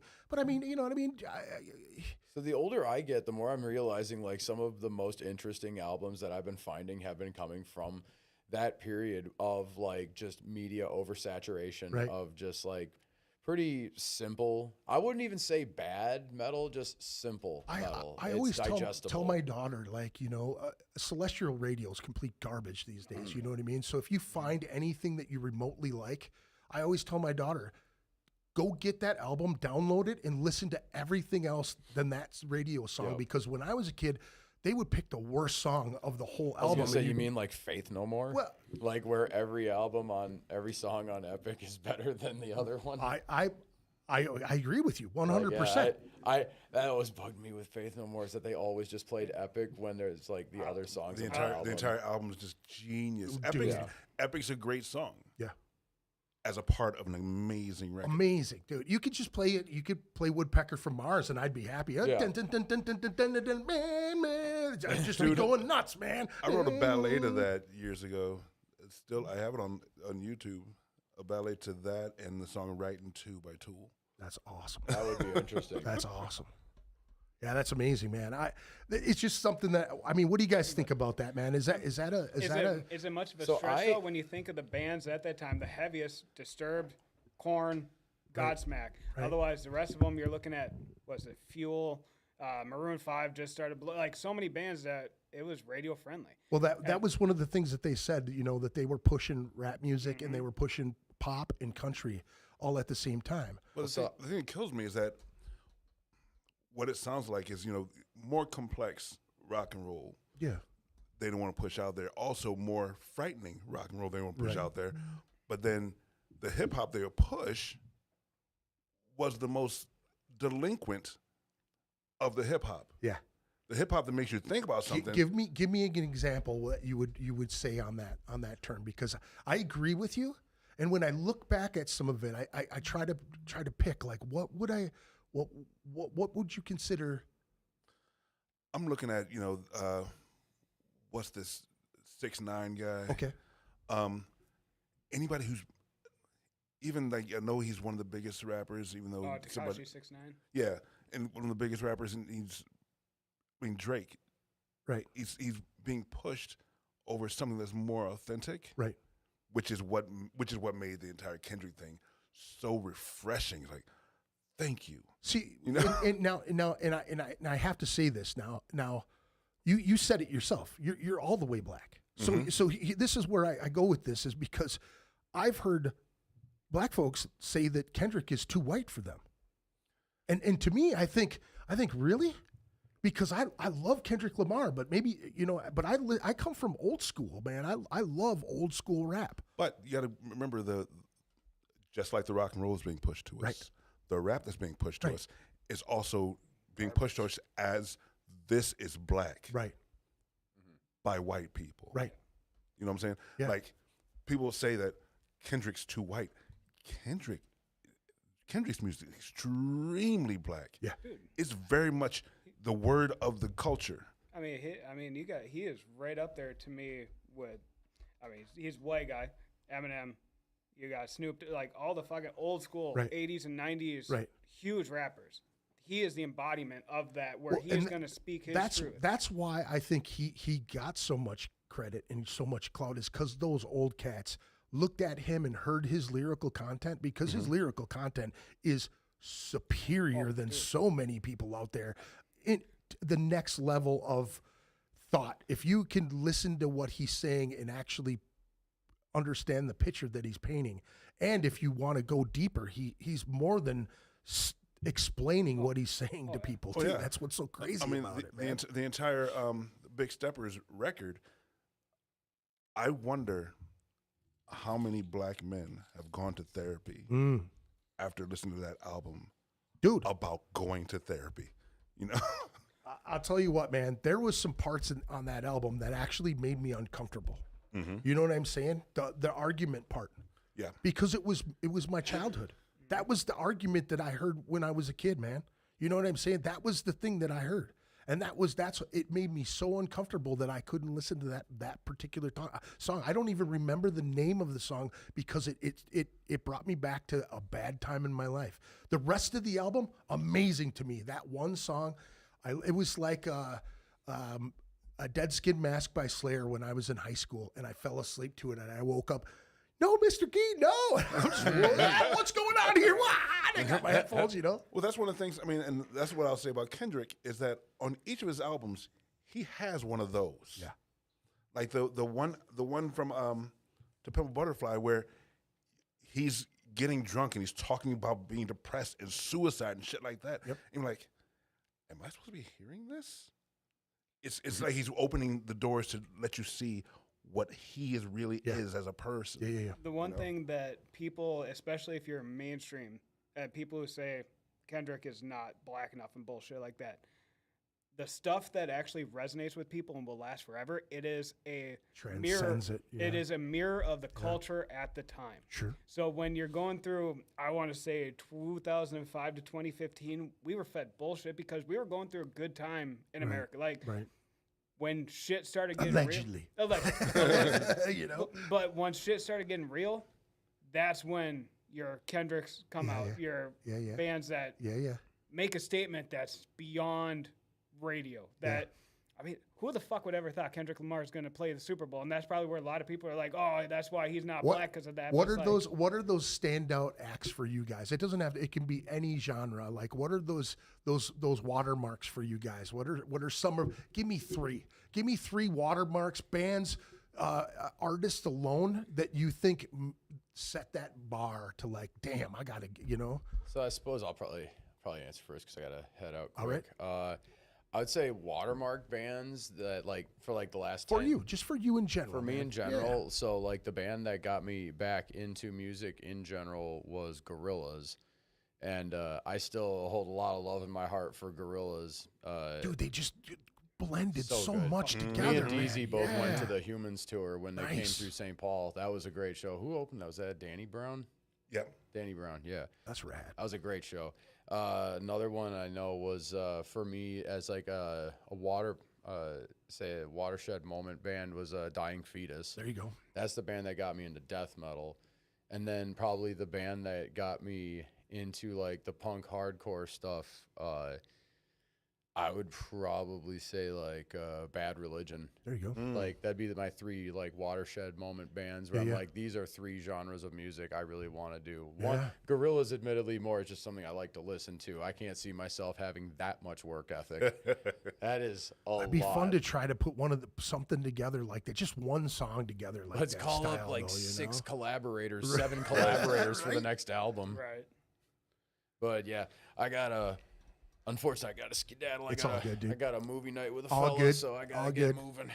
I appreciate it, man. Thanks for coming. Appreciate it. Thanks again for having me. Yeah, you bet, brother. You bet. Have a good night, man. Have a good night. Oh yeah, absolutely. How about Thank you, fellas? What do you See ya, what do you think practice as far as watermark bands for you? I'd say off the top of my head, King 810. Oh yeah. Like 810. I first started hearing about them on social media and whatnot, and then like I watched a live feed of Knotfest from I think it was 2015, 2016, and I saw David Gunn climbing up the side of the entire stage singing. I think it was "Fat Around the Heart" and going like, my God, this dude's fucking insane. I don't even know. He's got to be like 50 feet up in the goddamn air. Right. Like if. It was nuts, and then like I checked them out, like actually their album Memoirs of a Murderer, and it was like That's a good album.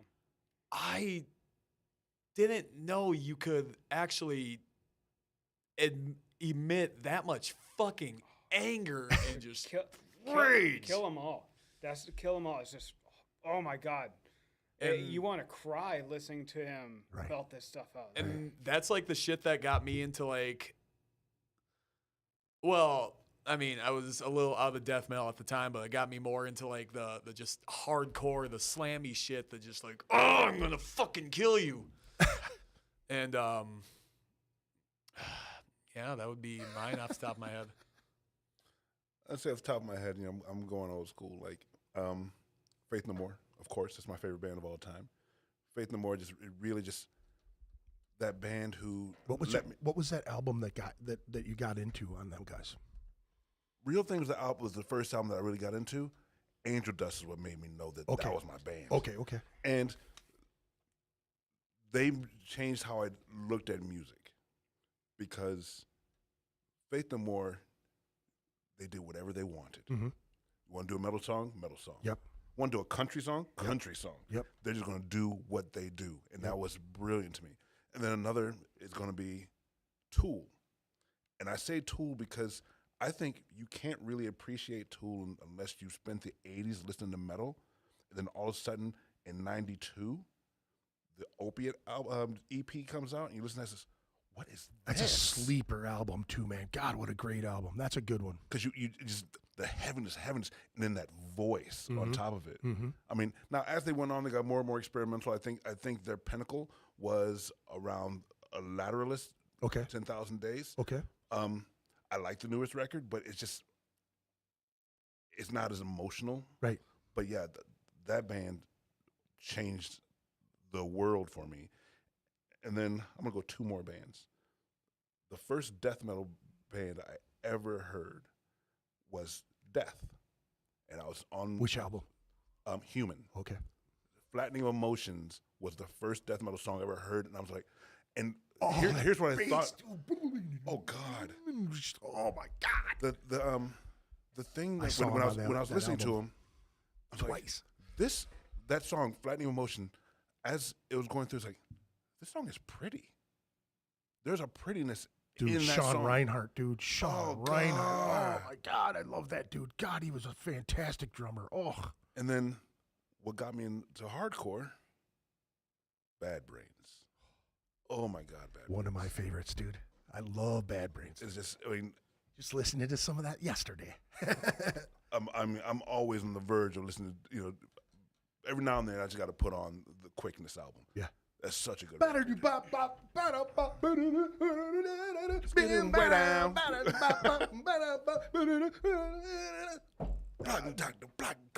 Oh my God, I could just go right into that shit. I absolutely love that. That's the first album that I got into, and then I went backwards. And Yeah, I was like, oh my God, these guys are amazing. And then you get into punk, I was into Circle Jerks, and I was into Black Flag, and I was into, Misfits and things like that. But when they were going like, Bad Brains was where, I just watched that Harley Flanagan documentary, The Wired for Chaos, and him and Daryl were like this, like Daryl knew Harley Flanagan's grandma. You know what I'm Right. saying? That's how crazy that was. And I was just like, oh my God, that's so crazy to me because they're so amazing, But yeah, Bad Brains for sure, man, for sure. Where you at with that? The first one, Queen. Oh, there you go. My dad, the two albums he had was News of the World and The Game. Oh. The Game is such a slept on because the only one people think about is Another One Bites the Dust.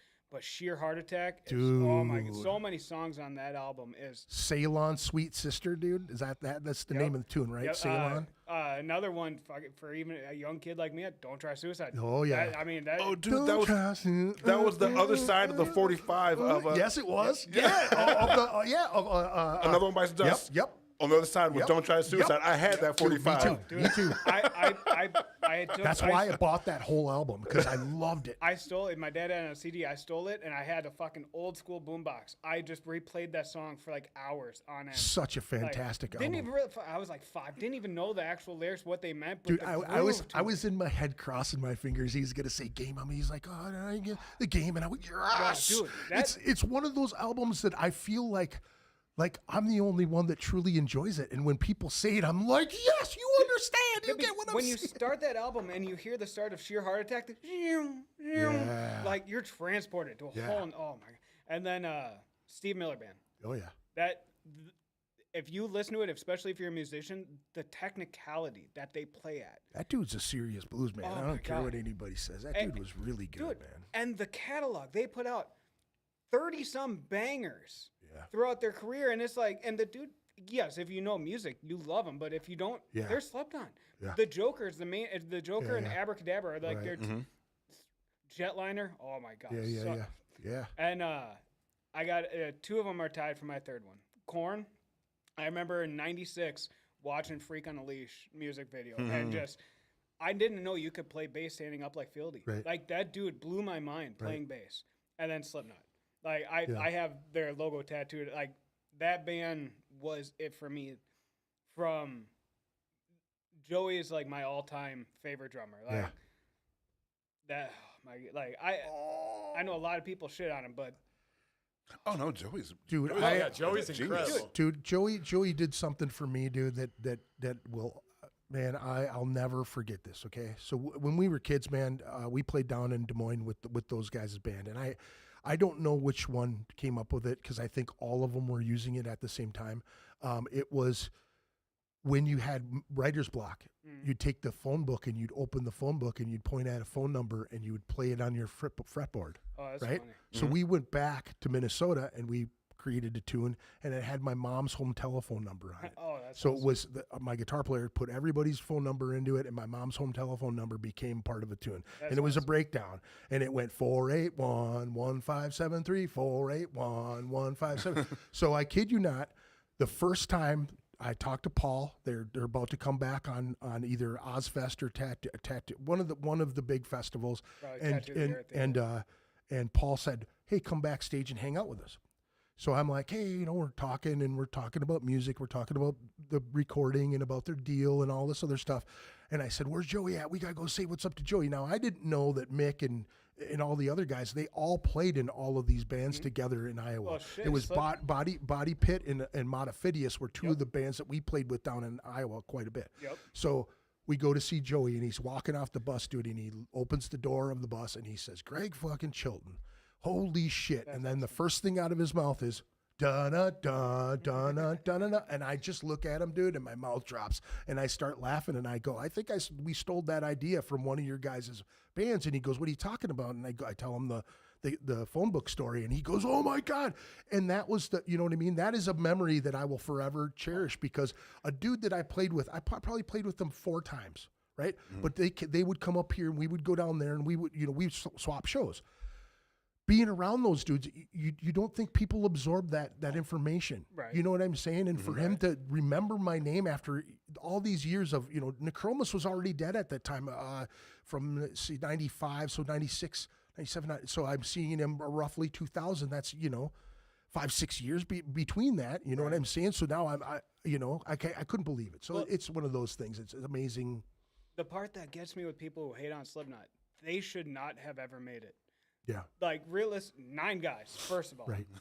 With Tell the that to music, Parliament. with the music, right. Right. With the music that they were playing at the time, which you throw in with nu metal, but it wasn't nu metal. It was maybe because Corey rapped a little bit, but they were playing death metal with higher pitched vocals. It shouldn't have worked. It really Right. shouldn't have.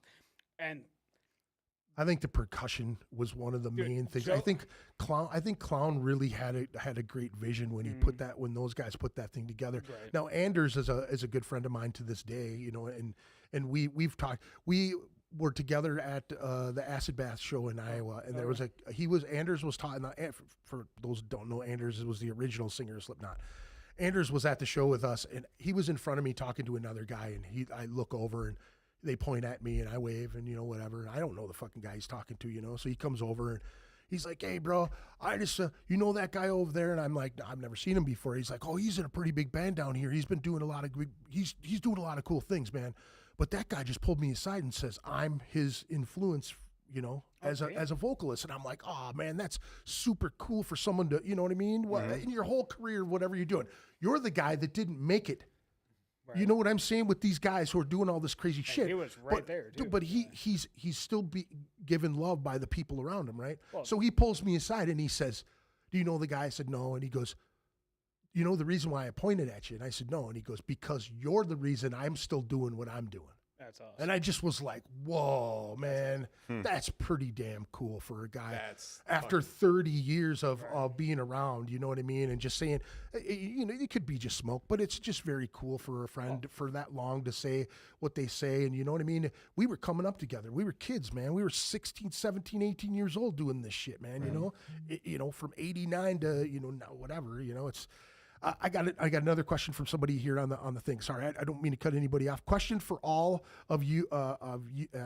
Question for all of you. What album or song do you play when you're having a bad day to bring you out of your funk? Mine is probably the Presidents of the United States self-titled album. And this is what I stopped when we were talking. I went, oh, Cisco Kid by War. What a great song, dude. You know what I mean? He was a friend of mine, dude. You know what I mean? Cisco Kid, he was a friend of mine. He drinks whiskey and Pancho drinking wine, dude. You know what I'm saying? Eat the salted peanuts out the can, dude, you know?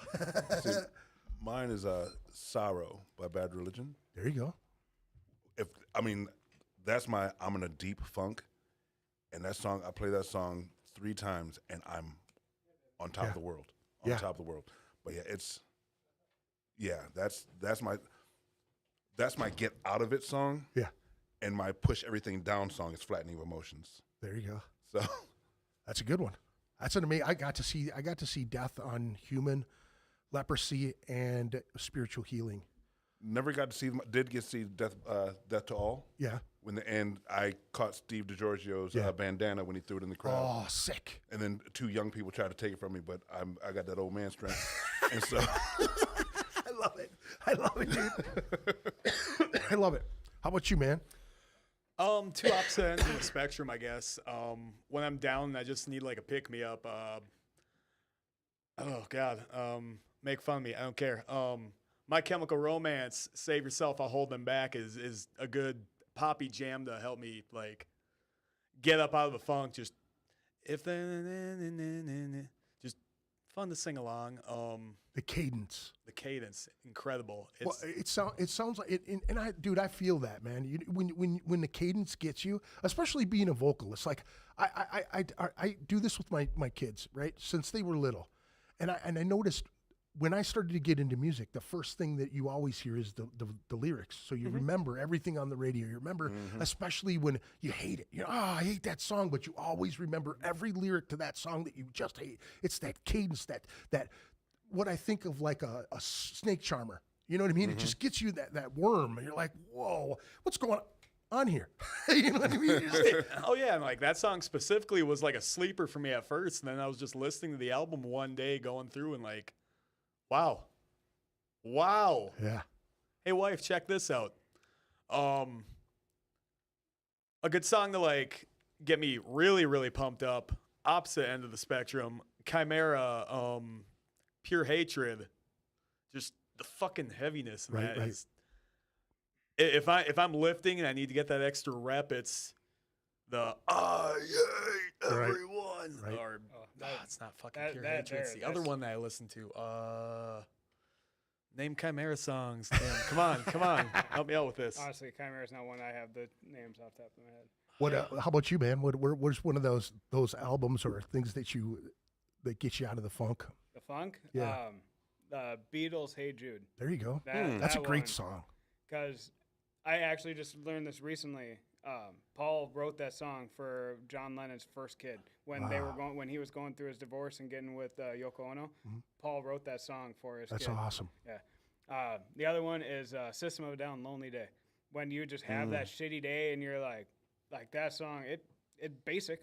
I'm gonna piggyback off Johnny Hawk's deal here when he said War, because War is a band that when I was a kid, my mom had Why Can't We Be Friends, and it has a specific cover to it.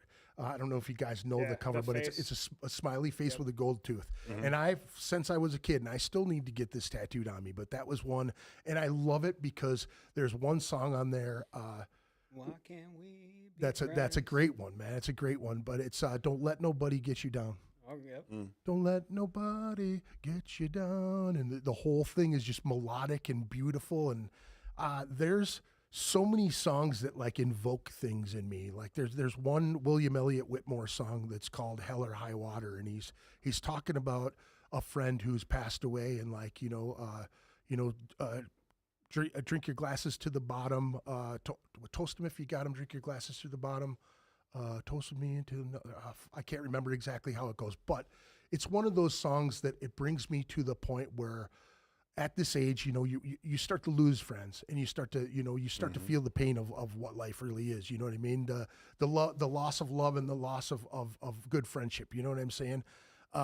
Those are those things that invoke me to where I get more emotional about it than, you know what I mean? And once I purged those emotions for a little bit, man, I was listening to a Gladys Knight and the Pips song not that long ago, and it brought me to tears just because of it just transported me back to a little kid, my mom dancing around the house in a nightgown, just snapping her fingers, Luther Vandross is one of those people that I told my mom that anytime that he pops up on my YouTube, I'm going to share it with her, because her and I went to the Luther Vandross concert together when I had a broken leg, and I'm walking, and Luther's dancing. He's in a sequence gold suit with gold stairs, and his backup dancers are all in white sequence, dude. And as they're stepping down the stairs, the shit's lighting up, dude. And he's doing, man, I'll tell you what, Luther Vandross can't be touched when it comes to showmanship. That dude was amazing. Oh, yeah. Amazing. Yeah, I can kind of relate to that feeling emotional thing. I lost my mom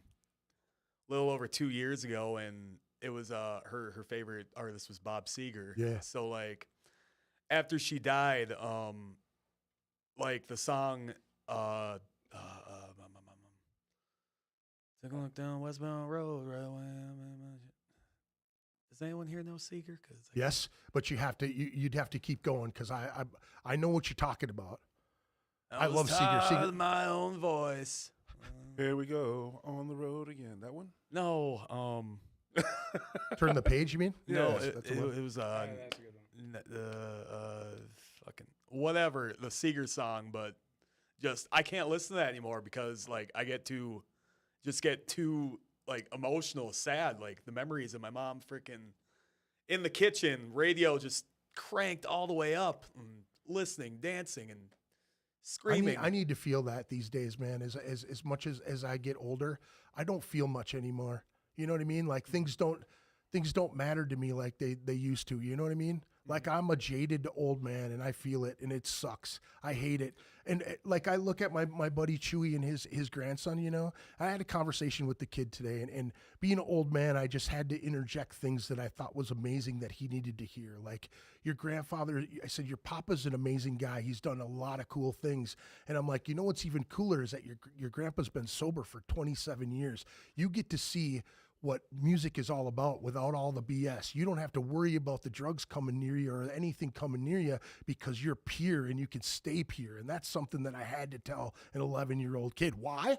I just had to, because it's a moment that a kid like that is ingesting our lifestyle in a pure form that can't be tainted at this moment, because his grandpa will never let it touch him. You know what I'm saying? Mm-hmm. And he's getting the most pure experience of the music, and the kid knows more about music than a lot of older men. He's listening to Ozzy and Quiet Riot, and like he buys these albums, you know what I'm saying? Motley Crue and like all this old stuff at 11, and I'm just blown away by it. But for the opportunity for me to have a conversation with the kid on the private, because I've mentioned him on this podcast a whole bunch. You know what I mean? I've gave him patches and things to give him an inspiration to keep going on it. You know what I mean? Like every time I mention the kid, I get filled with energy, because I think about that time when I was young, man. You know what I'm saying? I search for that.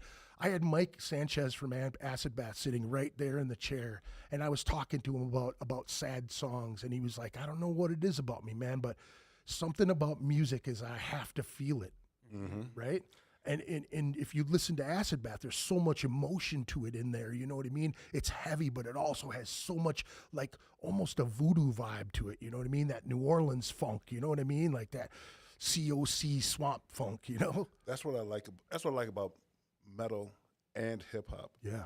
Both of them, if done right, you can feel what they were feeling. Yes. You know what I'm saying? And both styles, metal, hip hop, and punk. All three of those styles, street kid music. Yes, I agree with you 100%. All three styles, the best to ever do it, were people who had nothing. Grimy. You know, Yep. they had nothing, but what they had in their head, and a way to just push it out. Yeah. You know. Well, I see it with comedy, and the same thing with metal. The ones who had the worst childhood produced the best art ever because they went through such horrible shit Right. that they can relate to so many different people on so many levels. I think the broken people are the ones that are deep in it. I the only reason I was saying that I to you about the emotional thing, you know, I always say to my friends who've lost their parents or something like that, we always have our memories, right? You can never lose those memories unless you lose your mind, right? So you always hold on to those memories. Like, I would never shy away because those are the best memories. You know, like, you're going to instill those teachings that your folks gave you to your children, right? So I always tell my friends, like never feel like you're without them because that blood's pumping through your veins. Like those teachings, those lessons, the legacy that they gave you, you know what I mean? That you're always going to remember how mom danced around the house, or the smell in the house when they were cooking breakfast, or when they were cleaning, or any of that stuff. You know what I mean? I search for that nowadays as I get older because I like to feel these days, man.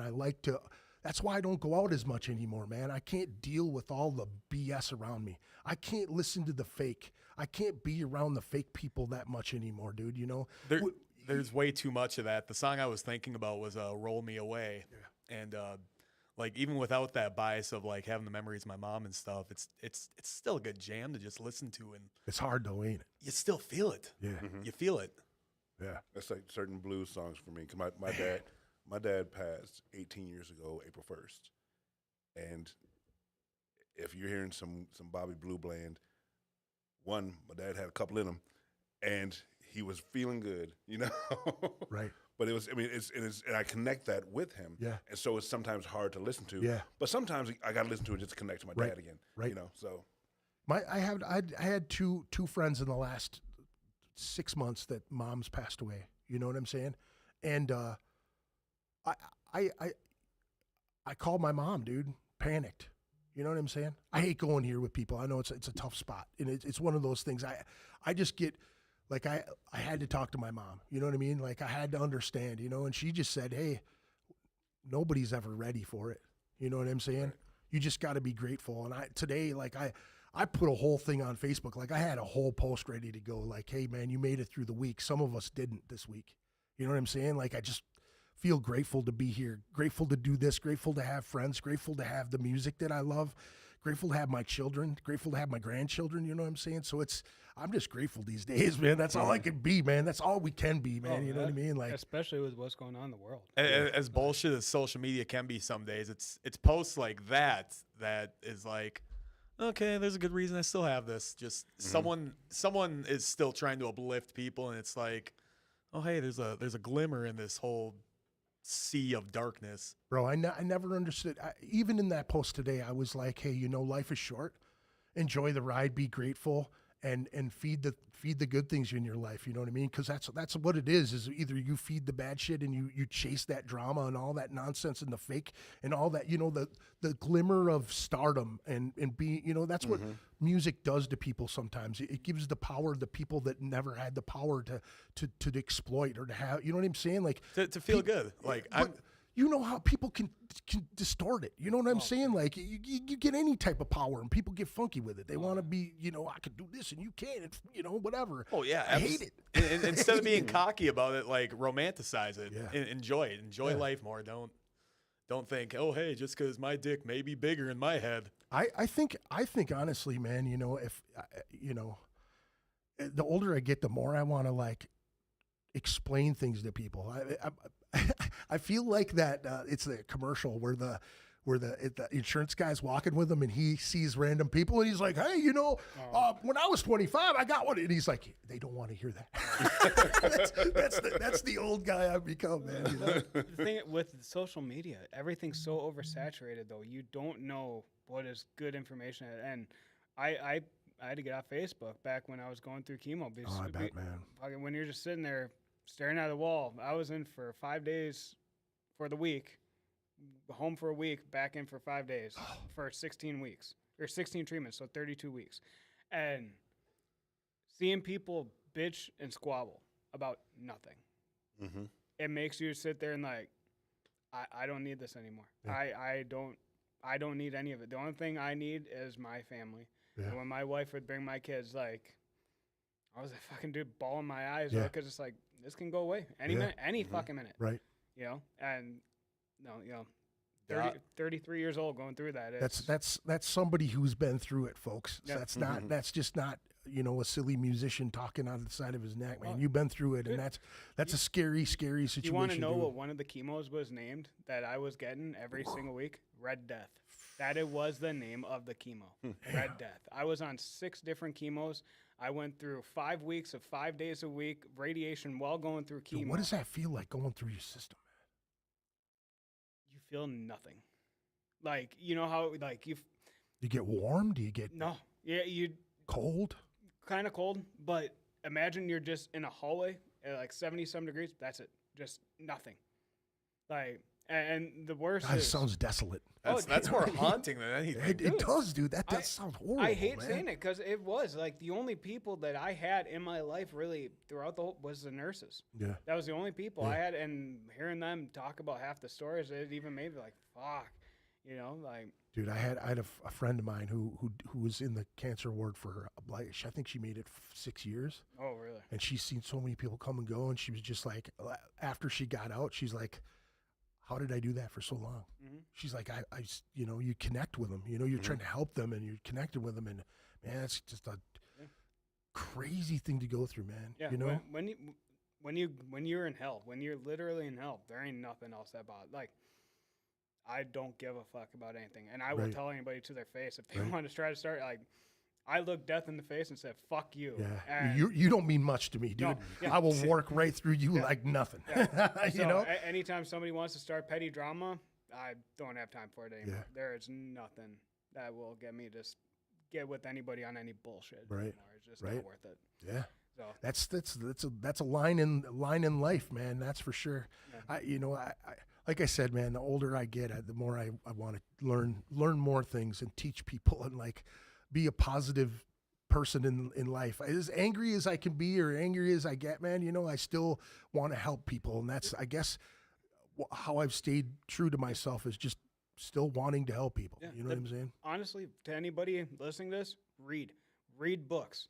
Listen to what people are saying. Don't even give your own a fucking opinion half the time. Yeah. Just listen.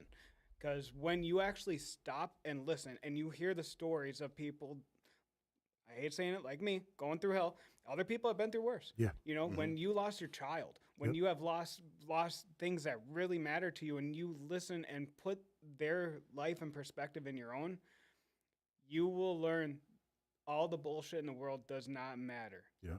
And it makes you appreciate life that much more. It makes you look at your boss, say, I need you for another 8 hours. Fuck you, I'm going home. Mm-hmm. I don't need the money. Mm-hmm. I don't need anything. I just want to be home with people I love at the end of the day, and that is all that matters. Yeah. And music has been such a positive point in my life when everything was going to hell like that, that anytime I've been able to play, and you know the funny story about, I keep telling people this, but it's a hilarious background. This project has been in the works with him and I for 15 years. Wow. In his garage, I answered a Craigslist response in 2010. Yeah. And we first played in his garage. And when we went on tour this past weekend with Exquisite, Tyler, the drummer, was in his garage that same day. So it was like a full circle moment. It was so. Well, my band at the time had just broken up. Like, this was right after high school. I graduated, and I was like, no, fuck it. Let's try this again. I'm going to hop on Craigslist and hopefully nothing silly happens. Dude, that age is, it's so crazy that, you know, being in this for so long, you could tell where people are in the in the timeline for me. Like, oh, Craigslist was still a thing, and it's like, okay, that was right about that time frame. You know what I mean? Like, I remember that. You know, I wouldn't do that today, but well, you think about City Page was a huge thing when I was coming up. People put put things. I had a buddy who put his thing in City Pages, whether he had musicians playing with him or not, he would still just go, I'm still looking for that one guy to just make this happen. You know what I mean? Always, dude. It was so crazy to me. And he's played with 80 musicians in this town, dude. You say, hey, you jam with that dude? He's like, oh my God. And then they always say the same thing. What kind of music you play? And then he'd always use the descriptors, groovy and, this and that. And I'm just like, okay, all right. I just tell when Crunching, grooving. Anybody asks, I say metal. Yeah. We play metal. If you want to go deeper, we'll listen to it. If not, you know the degrees. Like, what type of metal? Like Godsmack? And you're like, yeah, okay, sure. Heavier than that. Oh, you mean Metallica? Yeah, maybe a little heavier than. Keep going. Oh, I don't go that heavy, dude. You know what I mean? You mean that stuff? I never understand what they say. hey, neither do I. And I'm in the band. I tell them all the time. I love you. I don't give a fuck what your lyrics are. I'm playing good music, Right. and Yeah, the songs could literally be, you know what, Damien sucks. That's the lyrics, and I'm just playing. Right? My next song's just gonna be a roast. Right? Fuck these guys. Right. That's hilarious, though. You think of some of the biggest hits in the world. I mean, fucking, Pumped Up Kicks. Yeah. They're about school shooting. Right. And people oblivious. Yeah. And then you get our kind of music where it's Right. just like, you really don't know what the hell we're going to say. Well, you pointed something out too that I've always looked at when it came to music, like rap and metal and punk. To me, those three genres, for some reason, I was able to interchange in my head, and the music didn't stop. It was always like, I don't know if it was BPM or the way the cadence went in my head, but there was just certain things that it just stuck to me. You know what I mean? As far as that, I don't know why, but it's. And back in '91 when Anthrax covered "Bring the Noise," Yeah. I was like, "That's what it is." Yeah. That was fucking 91. Yep. Shit. My favorite was Korn growing up, and you had Ice Cube Right. playing with them. You had Yep. Nas playing, like, Right. so I had no choice but to love that shit, Right. you know? And I think that's one of my favorite things about music is that you can, no matter where you find a band in their timeline, if you're a true musician, you'll always go back to listen. Like my whole thing is that one good album. Like there's a Robin Trower Bridge of Sighs album, and I bought the one before it and the one after it because it's all of the same musicians just in those block of three, and then it switches. You know what I'm saying? And I'm like, oh, nope, that's got to be the formula. And those three albums are fantastic all the way through, too. It's like the Ride the Lightning Master Yes. and Kill 'em all. no, the Ride the Lightning White Master and Justice, Justice. where it's those are the Rasmussen albums where one guy would produce all three of those Gotcha. records, Yep. and that's why they have that kind of similar Yeah, feel yeah. to them. And you still had the same four, because right after Injustice was when Cliff died, wasn't it? So Yeah, That was Before. Cliff died Master Puppets, yep. after Master while they were writing Justice. okay, And so a lot of his DNA is still on Justice. yeah. So So yeah. I mean, you had, like what you're saying, you have the same essentially 5 people who created 3 albums. I Right. mean that. What blows me away when you watch documentaries like what is it, Death in the Front Row or whatever it is, where they go back and go through that Bay Area thrash and they start talking about Mustaine and they start talking about Exodus. You know what I mean? And the true legacy behind some of those bands. Dude, I didn't even know that dude from Machine Head was in Forbidden. I never knew that really? either. Yeah. Rob Flynn? Yeah. Okay. He was like one of the original guys in Forbidden. I did not know that forever. I knew Violence. I knew that. Right. It blew me away. There's like a handful of bands that he started and then he wasn't in them anymore. You know what I mean? And then I think about how Metallica like springboarded off of everybody, but there's like all of the other bands around them were like way better than they were. You know what I mean? That's why I thought it was so crazy to me that they were like they were the front runners in the whole thing. You know? I've always wondered that. Why is, and don't get me wrong, I love Metallica. Yeah. Why are the bands who are less musically talented or less technical the ones who get the biggest springboard? Like, This is what I'll give Metallica, because I just read this. Thanks, John. Those records before Cliff died, before they put the records out, they had to get Cliff's okay. Right. The band will like everybody thinks of James as the leader. Cliff is who was the final, Like musically, right? When they're because Lars was like the guy who did the business of it all, right? Yes. right, and when they're going to put a record out, it had to get Cliff's okay, Right. or they wouldn't put it out. Right. And after he passed, my opinion, the music suffered. Yeah. I agree. It wasn't bad per se, but after you've set lost the the soul. fucking standard, Yeah, I agree. yeah, after you set a standard, it's hard to bring it back. And I mean, and this is not hate on Jason. This is not hate on Rob. He was a certifiable bass player Oh, from a God. certifiable thrash band. Oh yeah, You know what I'm Flossman saying? Jetsam, Dude, yeah. they were awesome back then, and he was one of their main writers in that band too. Dude, Newstead was a hell of a writer. He's still a hell of a writer. Oh, yeah. That's why I thought it was so crazy to me that they downplayed him so bad on that band. I thought he was going to be like the thing that thrust them back into like heaviness. I'm like, these dudes they got to do it for Flotsam. They're going to be heavier, even more thrashier. Right. And granted, Injustice was amazing, but it wasn't, it's not a bass heavy album by any means at all. It's Honestly, though, it goes back to what we were talking about with the radio play. yeah. What happened with Black Album and then on out from it turned so poppy. This has been contention for 13 years on this podcast. The Black Album is the one album that I truly love to hate and hate to love It is because it's so awesome, well, but it here's is the thing so- is that all of the guys that I played football with that picked on the long hairs and the punk rockers and all the people, they never messed with me because I was big like they were. But the thing is like all those dudes they picked on, when that Black Album came out and Enter Sandman came out and they came to town and they were playing with Suicidal Tendencies and Danzig out at Float Right. And I come walking up and I see all these meatheads, oh, Chilton, dude, what's up? And they're freaking out. Oh man, I love Metallica. And I'm looking at them going, I remember putting it on in the locker room, and you guys wanted to fight me over it. Where were you guys when Dyer's Eve was there? Exactly, dude. Like, what are you talking about now? The Black Album's the best thing you've ever heard in your life. I was like, come on, man. It was one of those things where, yes, it was still heavy. Yes, I was happy that one of my favorite bands kicked the door open for heavy music. It was like the thing that had to happen. Like Slayer was right there. You know what I'm saying? Anthrax did the rap and mixture. I think they were really the springboard of nu metal. I think. I think. Yeah. Mordred was one of those bands that was way into that rap, heavy metal stuff way back in the day. And you've got Faith No Anthrax, More. Faith No More. Oh God. You've got. Even the Chili Peppers are kind of in that mix where they mix funk in there and in the rap whole thing. Like I get all of that, but man, I don't know. Every time I think about the Chili Peppers career, and I like Chili Peppers, I really do. Every time I think about their career, I get really mad that Fishbone didn't have that career. Dude, that is one of my favorite bands of all time. I got to really hang with those dudes. I was this close to going on tour with them dudes. Walter Kibbe is one of the coolest guys I've ever met on tours.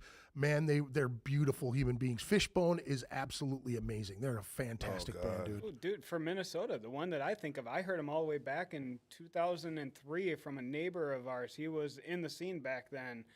He gave me a mixtape, American Head Charge. Yeah. You go on fucking tour with System of a Down and Slipknot. How do you not make it? Well, they did make it, and that's the thing is that they're the demons of living that lifestyle, man. Here's the thing that at that time, my band Sublevel was allegedly, a lot of people say, oh, you guys were the next guys to do it after them. Okay, we rode the hell out of that. Black Flood Diesel rode the hell out of it. There were many of us that rode the hell out of it. Smilin' Liar, Skywind. I mean, there was a bunch of us. Sunset Black, Sound and Fury. There was a handful of us that were getting opportunities to play showcases for labels. You know what I'm saying? There was a lot of opportunity out there. Right.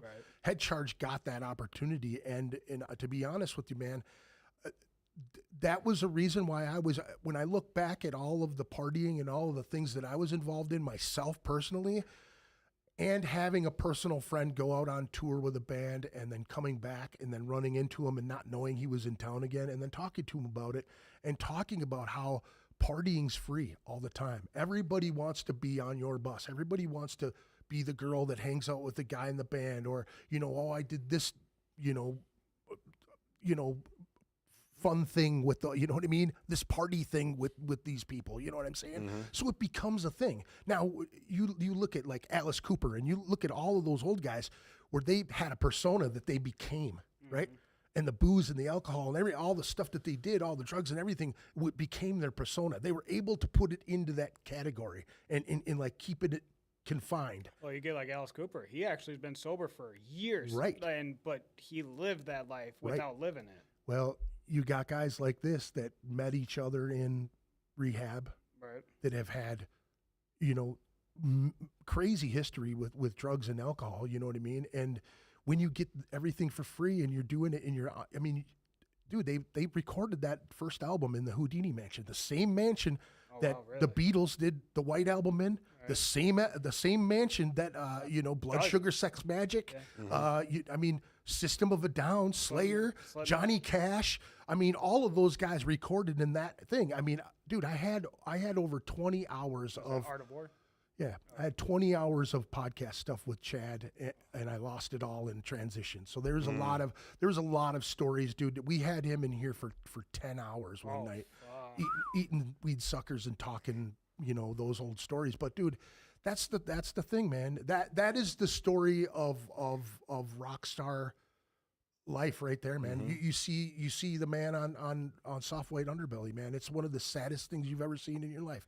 One of the most talented vocalists I've ever had the pleasure to share the stage. I was on stage singing his songs with him one time, and I was so grateful to just be asked to do it. You know what I'm saying? So, there's an album I have that you probably even remember being put out. It's called Midwest Movement. It was just, I still have the CD. I play it all the time for my kid. Yeah, Brad Gunnarsson, he actually runs, he's actually doing a show on the 11th for his Cardinal, he's doing a showcase for his label on the 11th at Pillar Forum. Okay. So B Gun actually put those compilations out quite a bit. He did a bunch of those. Yeah, Head Charge was the first one on there, Reach and Touch. I fell in love with that song. Yeah.